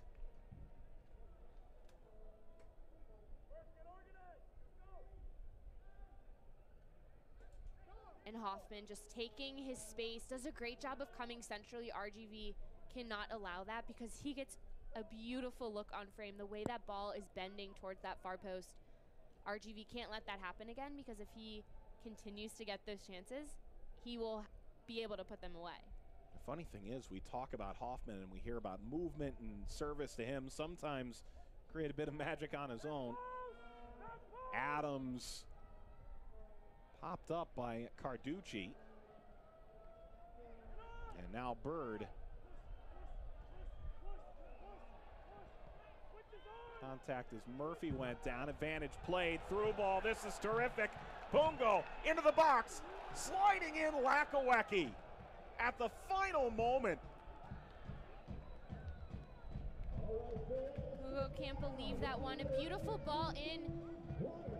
Slipped through. Pungo off to the races, just in behind. That ball played from Kasner. I was interested to see what happened when he got a chance around frame, but just a great defensive play to stop it. Murphy now off the head of Karinga. The attack now for RGV, as potent as we've seen it perhaps all year. Hey, soccer fans, Nike is an official sponsor of the USL. For more information, visit NikeSoccer.com. All Nike everything for Jose Escalante. Meanwhile, we'll go right on the goal line. Is he the target? No, it's Magalhaes. Skied toward Lakawecki. Kasner was there. Hunter. Hunter still going. Hunter tried to have a go. Instead, it's Bird. Flag up for offside. Bird had come back over.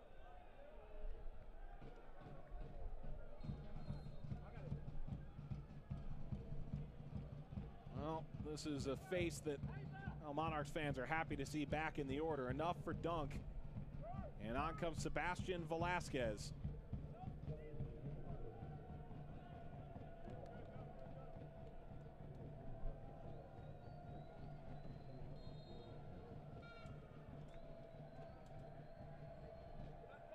And we spoke this week about Velasquez with Mark Briggs. There's a certain joy that you kind of hear in people's voice when he's described both on and off the field.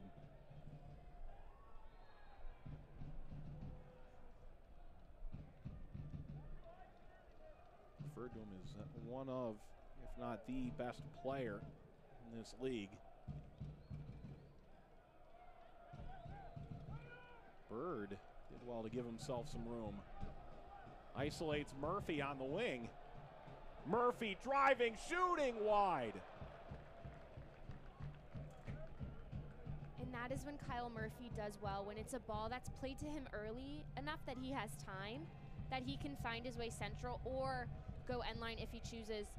But that's usually where he finds his success, is when he cuts central and gets a look on frame. A beautiful shot, has the pace on it, just doesn't get his hips completely squared, loses his footing a bit. Not the cleanest shot, but I love that idea how he sometimes goes wide, chooses to come central at that moment, and takes a shot. If he can just get himself a little more centered on frame in terms of his body positioning, that will come off a little cleaner. James kept it in play. Jorginho James. The play will come back now. Hey fans, the USL is one of the most prominent second division professional leagues in the world. It features some of the game's top talents and its rising stars. Stay up to date with all the latest league news and information. Visit USLsoccer.com. Give them a follow on Twitter @USL. You can find the outstanding finish by Jose Escalante. Bungo nearly took that away. Throw now for the Monarchs. That could have been a bit of trouble for them as Karinga will throw.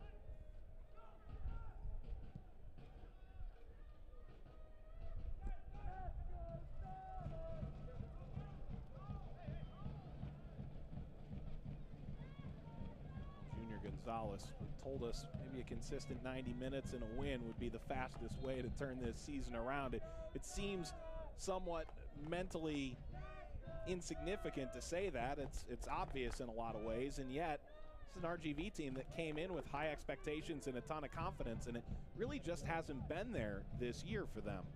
Well, and especially he said that the level in training has been extremely high, and his guys have been playing well in terms of the style of play. They've been playing how he wants.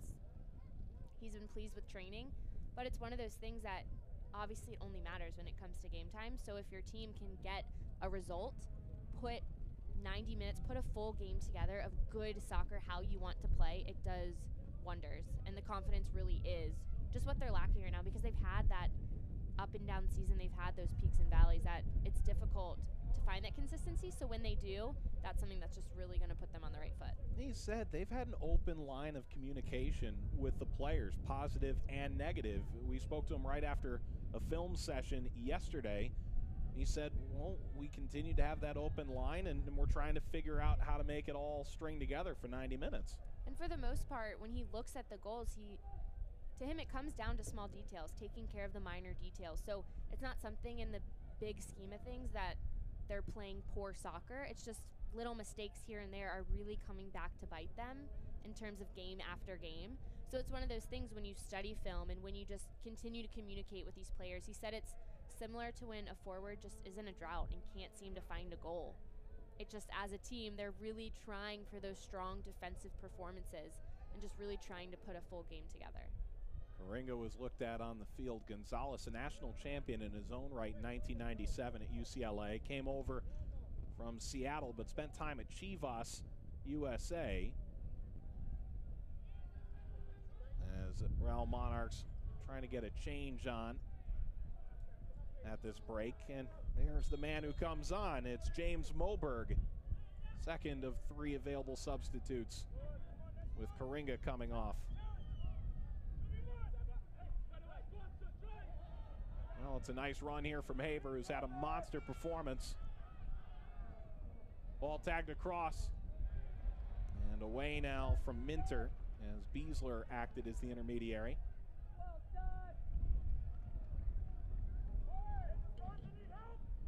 Throw for the Monarchs. They led in the 8th minute, conceded right before the hour mark. Bird.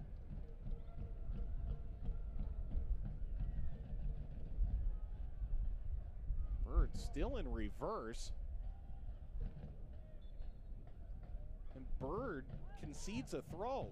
Well, there's not much he can do there. He's stuck going backwards. You see Taylor Hunter start to give him an option, but then he just stands where he is. No one's behind him to help him out there, to move off their defender, to allow just a clearance out of that area. So did Bird dribble back towards his own goal and give up a throw? And yes. Did he have help from his team? No. Nobody helped him in that moment. And on the counterattack, Beasler goes into the book as he and Kasner went flying to ground.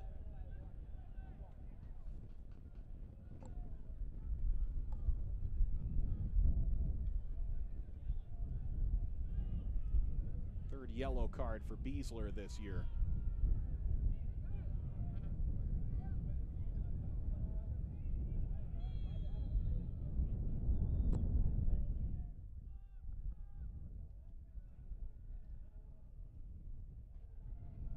Hunter for Pungo.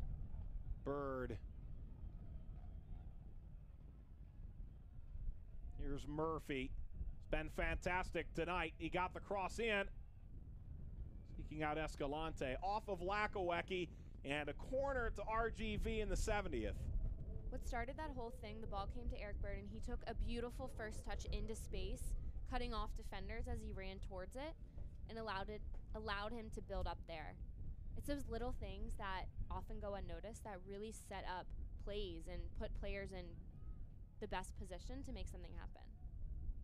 The wind is swinging in for RGV as Pungo comes running in. Two defenders follow, punched away by Sparrow. Comes down toward Bird. Bird tried to get the shot in, James as well. Now Sparrow lines the ball upfield. Velasquez, 6 assists in what's been an injury-shortened season, and the Monarchs are off to the races now. Ball lined upfield and just out of the reach.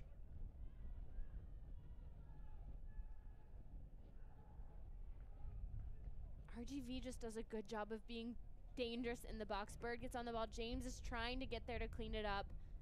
Just not able to do so. Sparrow there, holding his ground. It's difficult with all that traffic in front of him, but just does a good job of just being solid back there.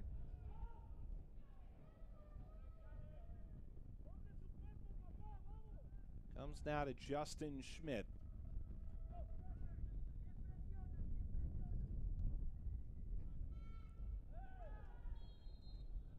Foul conceded by Magalhaes, pushing off on Hoffman. It's a quick restart. Velasquez off to his left. Minter pushed away by Green. Holding the possession now. Kai Green threw his right foot in then. Minter frustrated. He wanted that ball split in behind the back line in that space there, not to his feet wide, because he wanted to run onto it there. A little frustrated because then he was forced to go 1v1 versus Kai Green when if that ball was split, he would already be in behind. This game opening up in a major way. Bird for Pungo. Pungo denied once already. Pungo trying from way outside, had a couple of runners. Instead, Adams winging it up the left. Jorginho James taking it away. It's Bird for Pungo on the turn, trying to get back to his feet. And there's the whistle. It was a late one.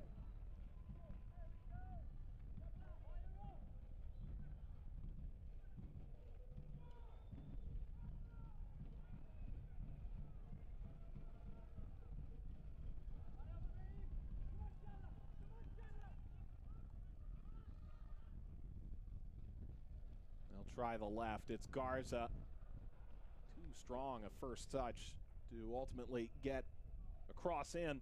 Hey fans, stay up to date on the latest USL news and information from around the league. Tune into USL Coast to Coast Mondays on SiriusXM FC Channel 85. And don't forget, XMFC airs the USL Game of the Week.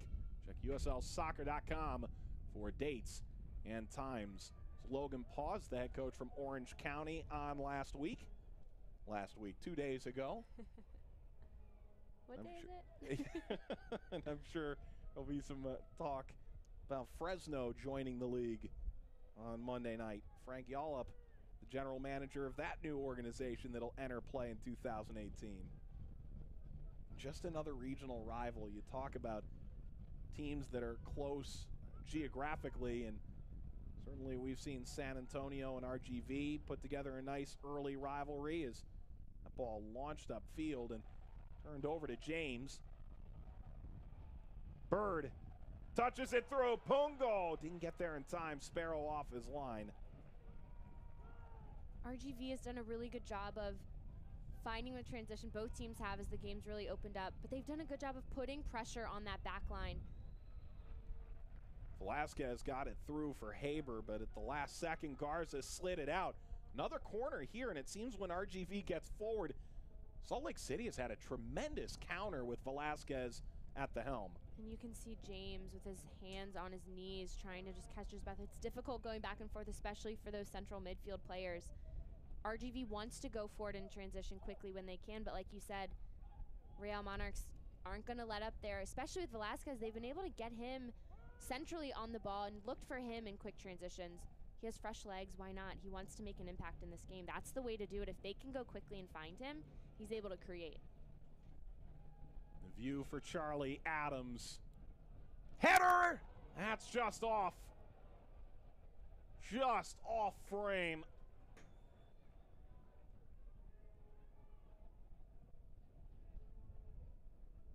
Carducci not happy with the marking there. He had a player wide open right within his 6. Beautiful ball played in, and no one even marked there centrally. Not a single player stayed with him as he came central. Too easy right there. Too easy of an opportunity for Salt Lake. Quarter of an hour to go. Magalhaes, James, Bird. That by Velasquez. Adams stuck his foot out, corralled it.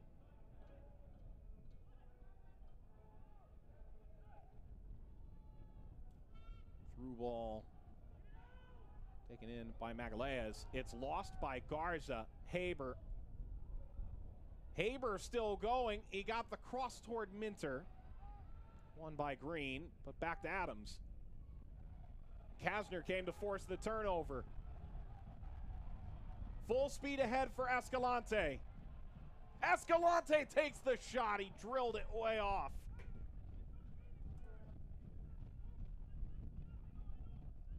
Kasner was trying to move off Escalante there. He had Pongo go wide, Murphy wide on the other side, but the runs were just straightforward. So for Escalante to take that shot, that was probably his best opportunity because all the runs around him were just straight. No player just stopped what they were doing or pulled wide to allow him an opportunity to pass. So at that moment, taking that shot was his only opportunity. Probably was what he was going to do anyway, even if he had players wide, because he's just a player that wants to take his chances when he has them. Soccer fans, Nike is an official sponsor of the USL. For more information, visit NikeSoccer.com. Lengthy ball over the top. Sparrow retreating into his own penalty area. He and Escalante meeting up.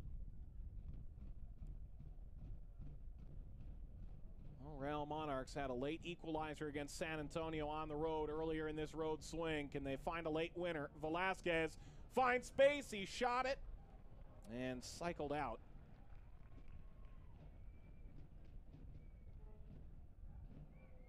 Beasler. Curling square ball. Adams. Adams still with space. Adams all alone. Adams brought down a penalty. The seas parted for Charlie Adams and finally brought down in front of the 6-yard box. A yellow card as well, and a chance for Real Monarchs to take the lead late.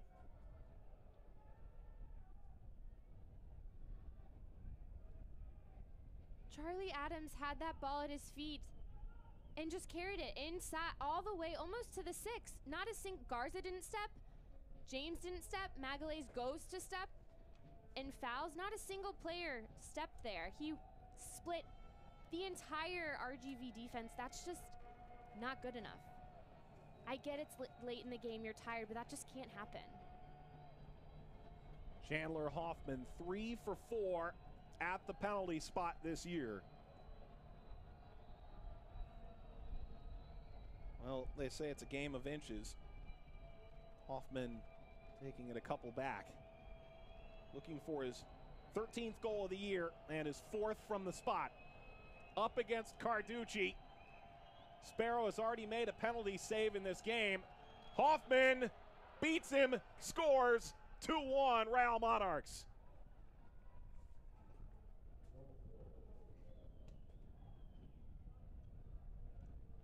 And Hoffman was making sure that one counted. Just the way he stepped up and took that, the pace he hit the ball with, knew where he wanted to go, but he struck that ball well. Stepped up for his team. For RGV, it's just not good enough. Defensively, somebody has to step in at that point. For Magalhaes to step, he's too late because he's caught out of position and stepping late because no one else did. So he's making up for others' mistakes. So oftentimes, fouls occur then because he's trying to make up for all of the other players on his team who chose not to step to that ball.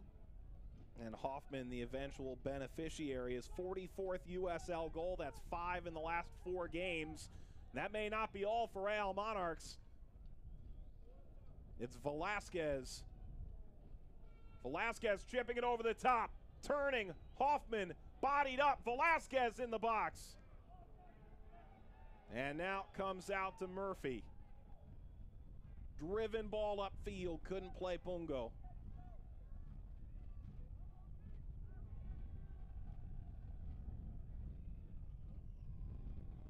Makowecki forgot something, eventually found it again. This has been a really entertaining second half after an opening 45 at times that was a bit lacking. And RGV is a team that has done that a couple times throughout this year. They come out the second half almost like a new team.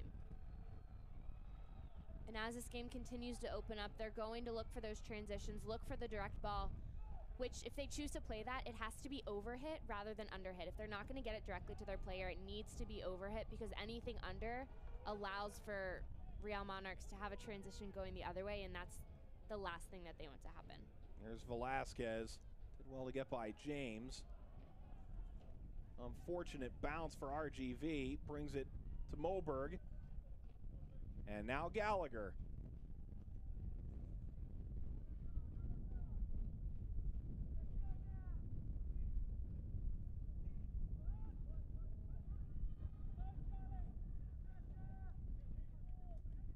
Here's Moberg. Third time coming off the bench in his 18th appearance at the right back spot. Moberg stepping forward. And the foul by Eric Bird.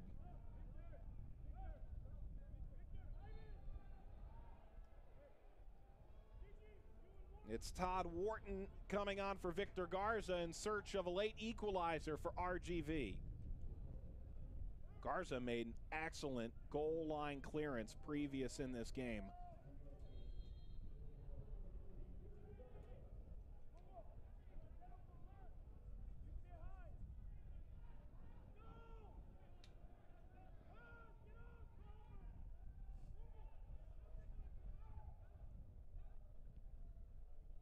Into the 82nd minute. This is not a Real Monarchs team that have proven to stop their scoring prowess when they take a late 1-goal lead. Although Beasler turning it back this time around. Christian Lucatero waiting to come on the near touchline. Moberg. Haber cutting along the central line. Murphy took the contact. High hop Velasquez trying to keep it for Real Monarchs and whistled for the foul. Lucatero will come on. Enough for Jose Escalante, who scored an absolute screamer of a goal earlier in the game in the 58th. And he was so dangerous just throughout the game from the first whistle, trying to get out this Real Monarchs back line, just taking it upon himself. A very individual player, but at this moment, that's what RGV needed. They needed a player who would just take it upon themselves and just try to create. Lucatero for Bird. Overrun by Schmidt.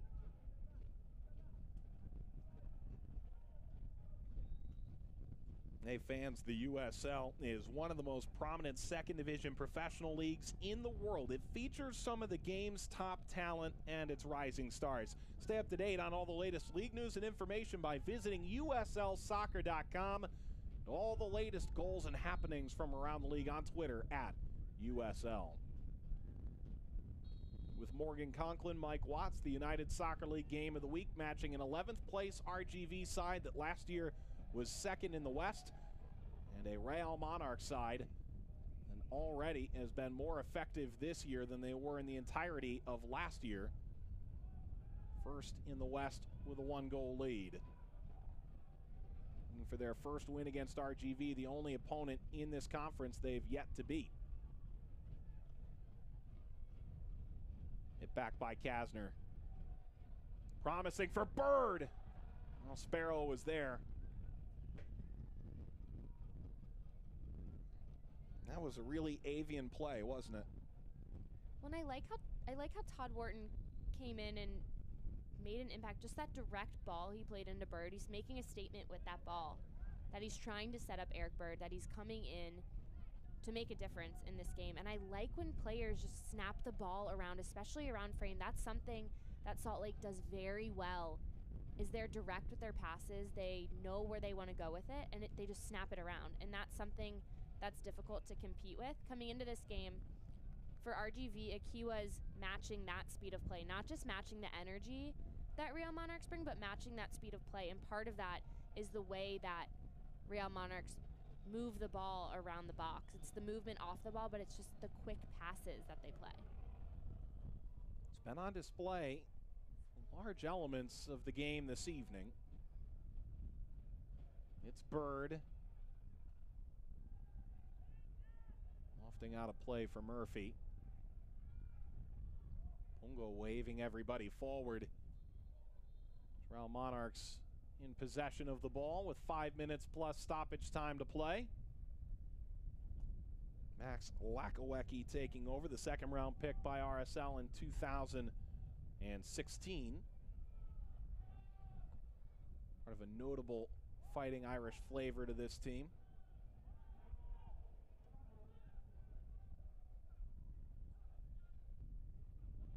On the ground for Pungo.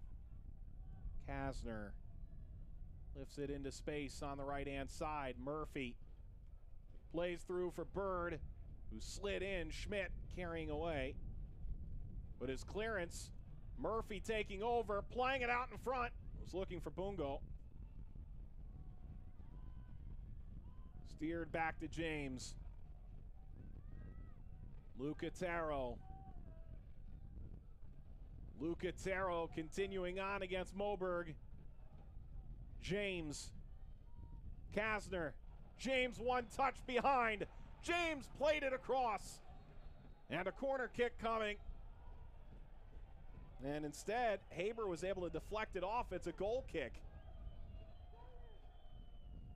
One of the most impressive things from this Real Monarchs team is their ability to play in the boxes, especially defensively.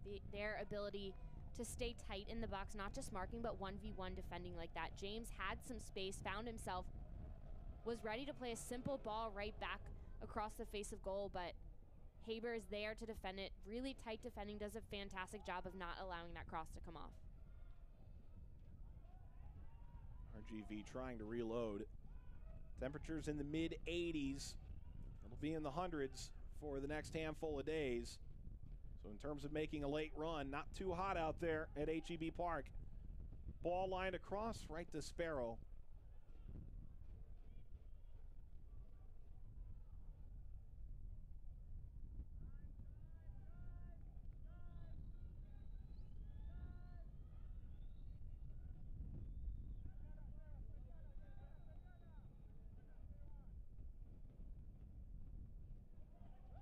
Plenty of pressure, and Magalhaes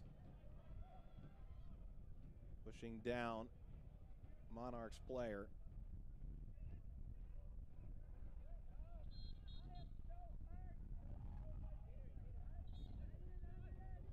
Magalhaes just started with high pressure early on, continued on with it. A little handsy. He's a player as well that's extremely physical.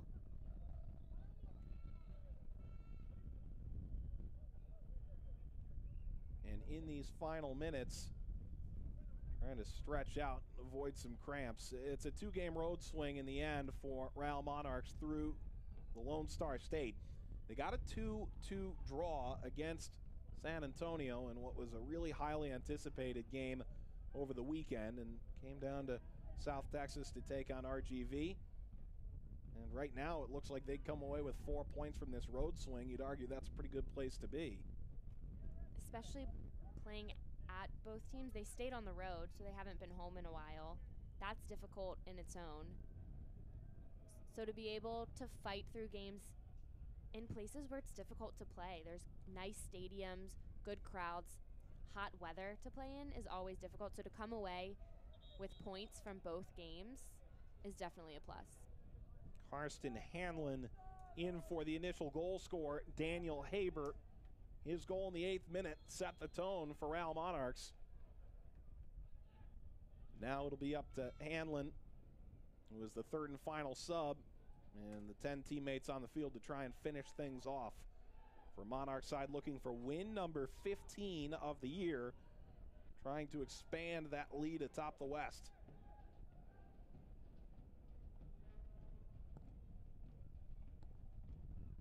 It's Bird. Plenty of stoppage time anticipated, 4 minutes.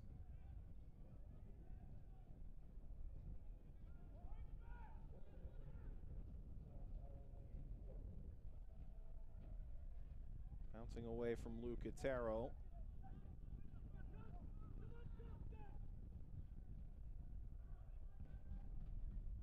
Diving defensive header. And Velasquez and Magalea is a bit caught up there.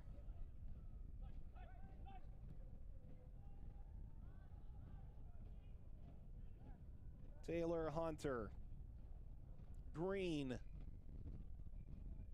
This side of the field has been so promising for RGV so far tonight. Bird, Murphy.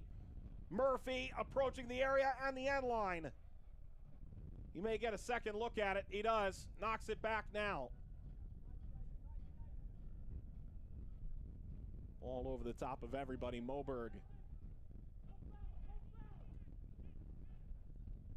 Driving in now, Kasner lays it off for Bird. Bird still pushing in and diving out Sparrow. He's on it.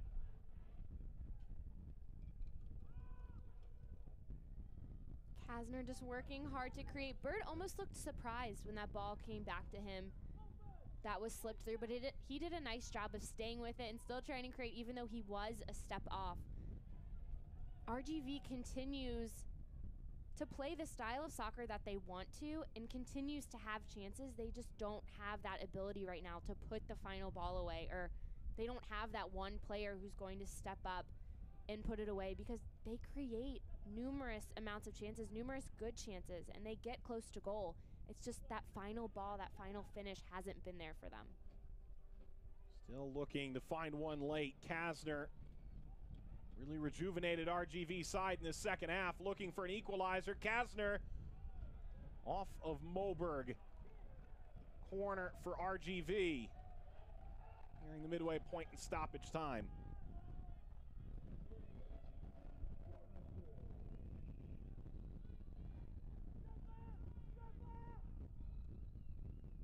Lucatero plays it short.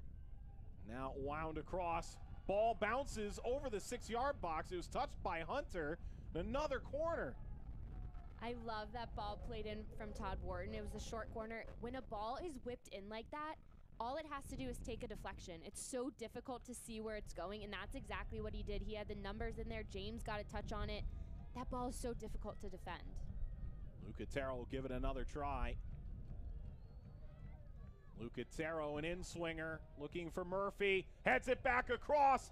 Swiped away by Sparrow. Ball back in. Comes towards Hunter, and it's lined out of play by Real Monarchs. Another corner as the pressure ratcheting up late now for RGV. It's Lucatero. Is there a stoppage time equalizer for the home team?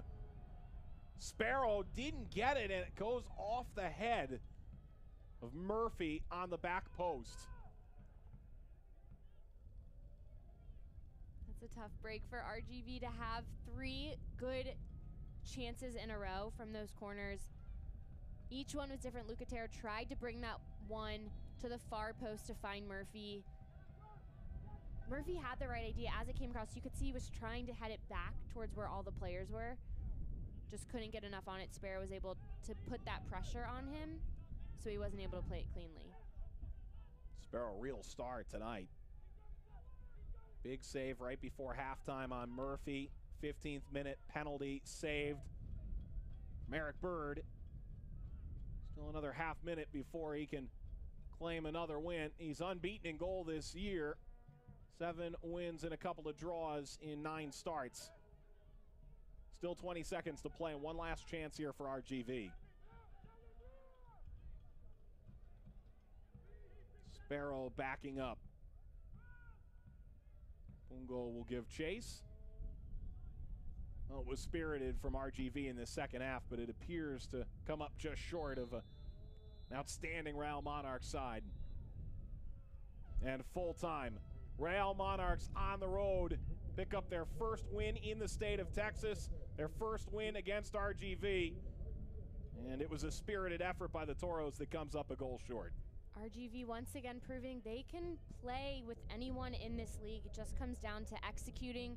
At the end of the day, Real Monarchs had their chances. They had the players to put it away, and they did just that. Escalante scores near the hour mark. Haber and Hoffman, the goal scorers for the Monarchs. We wrap it up when we come back.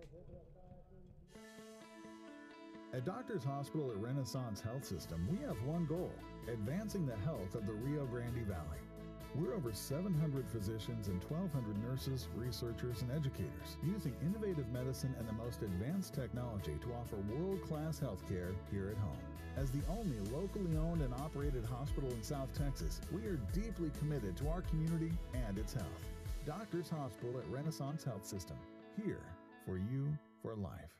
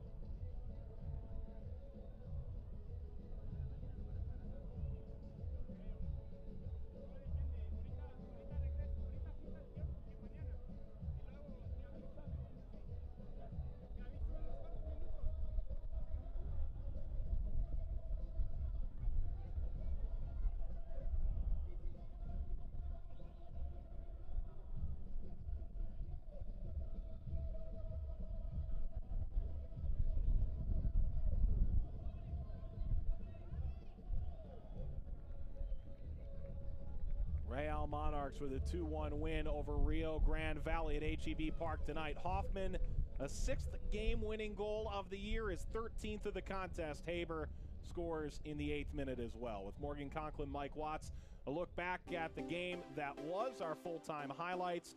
And Real Monarchs talked about trying to get on the front foot early, and boy, did they in the 8th minute. And Haber just started it early, got in for the initial tackle, stayed with the ball, finds Reagan Dunk wide, who does a nice job of just cutting centrally. It's too easy, though. Too simple to get by Victor Garza there. A nice finish from Haber. Just composed, puts the ball where he wants it on his right foot, and is able to find that corner. 4th goal of the season for the former Vancouver Whitecaps 2-man who scored 8 a year ago. Looking forward, Jose Escalante really was good in that first half, and he earns a penalty in the 14th minute. He was good throughout the whole game, taking players on, just going direct where he wants to go, kept it for himself, forces a PK for his team. He did a great job of just knowing what he wanted to do with the ball. Most of the time it was him individually going at defenders, and I loved it. He did the most with it, what he had. Eric Bird, what a save by Sparrow. Sparrow just confident, knew where Bird was going, or picked the right side right there. Just makes it look easy, knew where he was going. All avian there. Moving forward, Haber off the crossbar. Once again, found that little bit of space, was able to knock James a little off to his side, touched the ball, found that little bit, and just a beautiful strike. Moving into the final seconds of the opening half. Kai Green finally getting forward.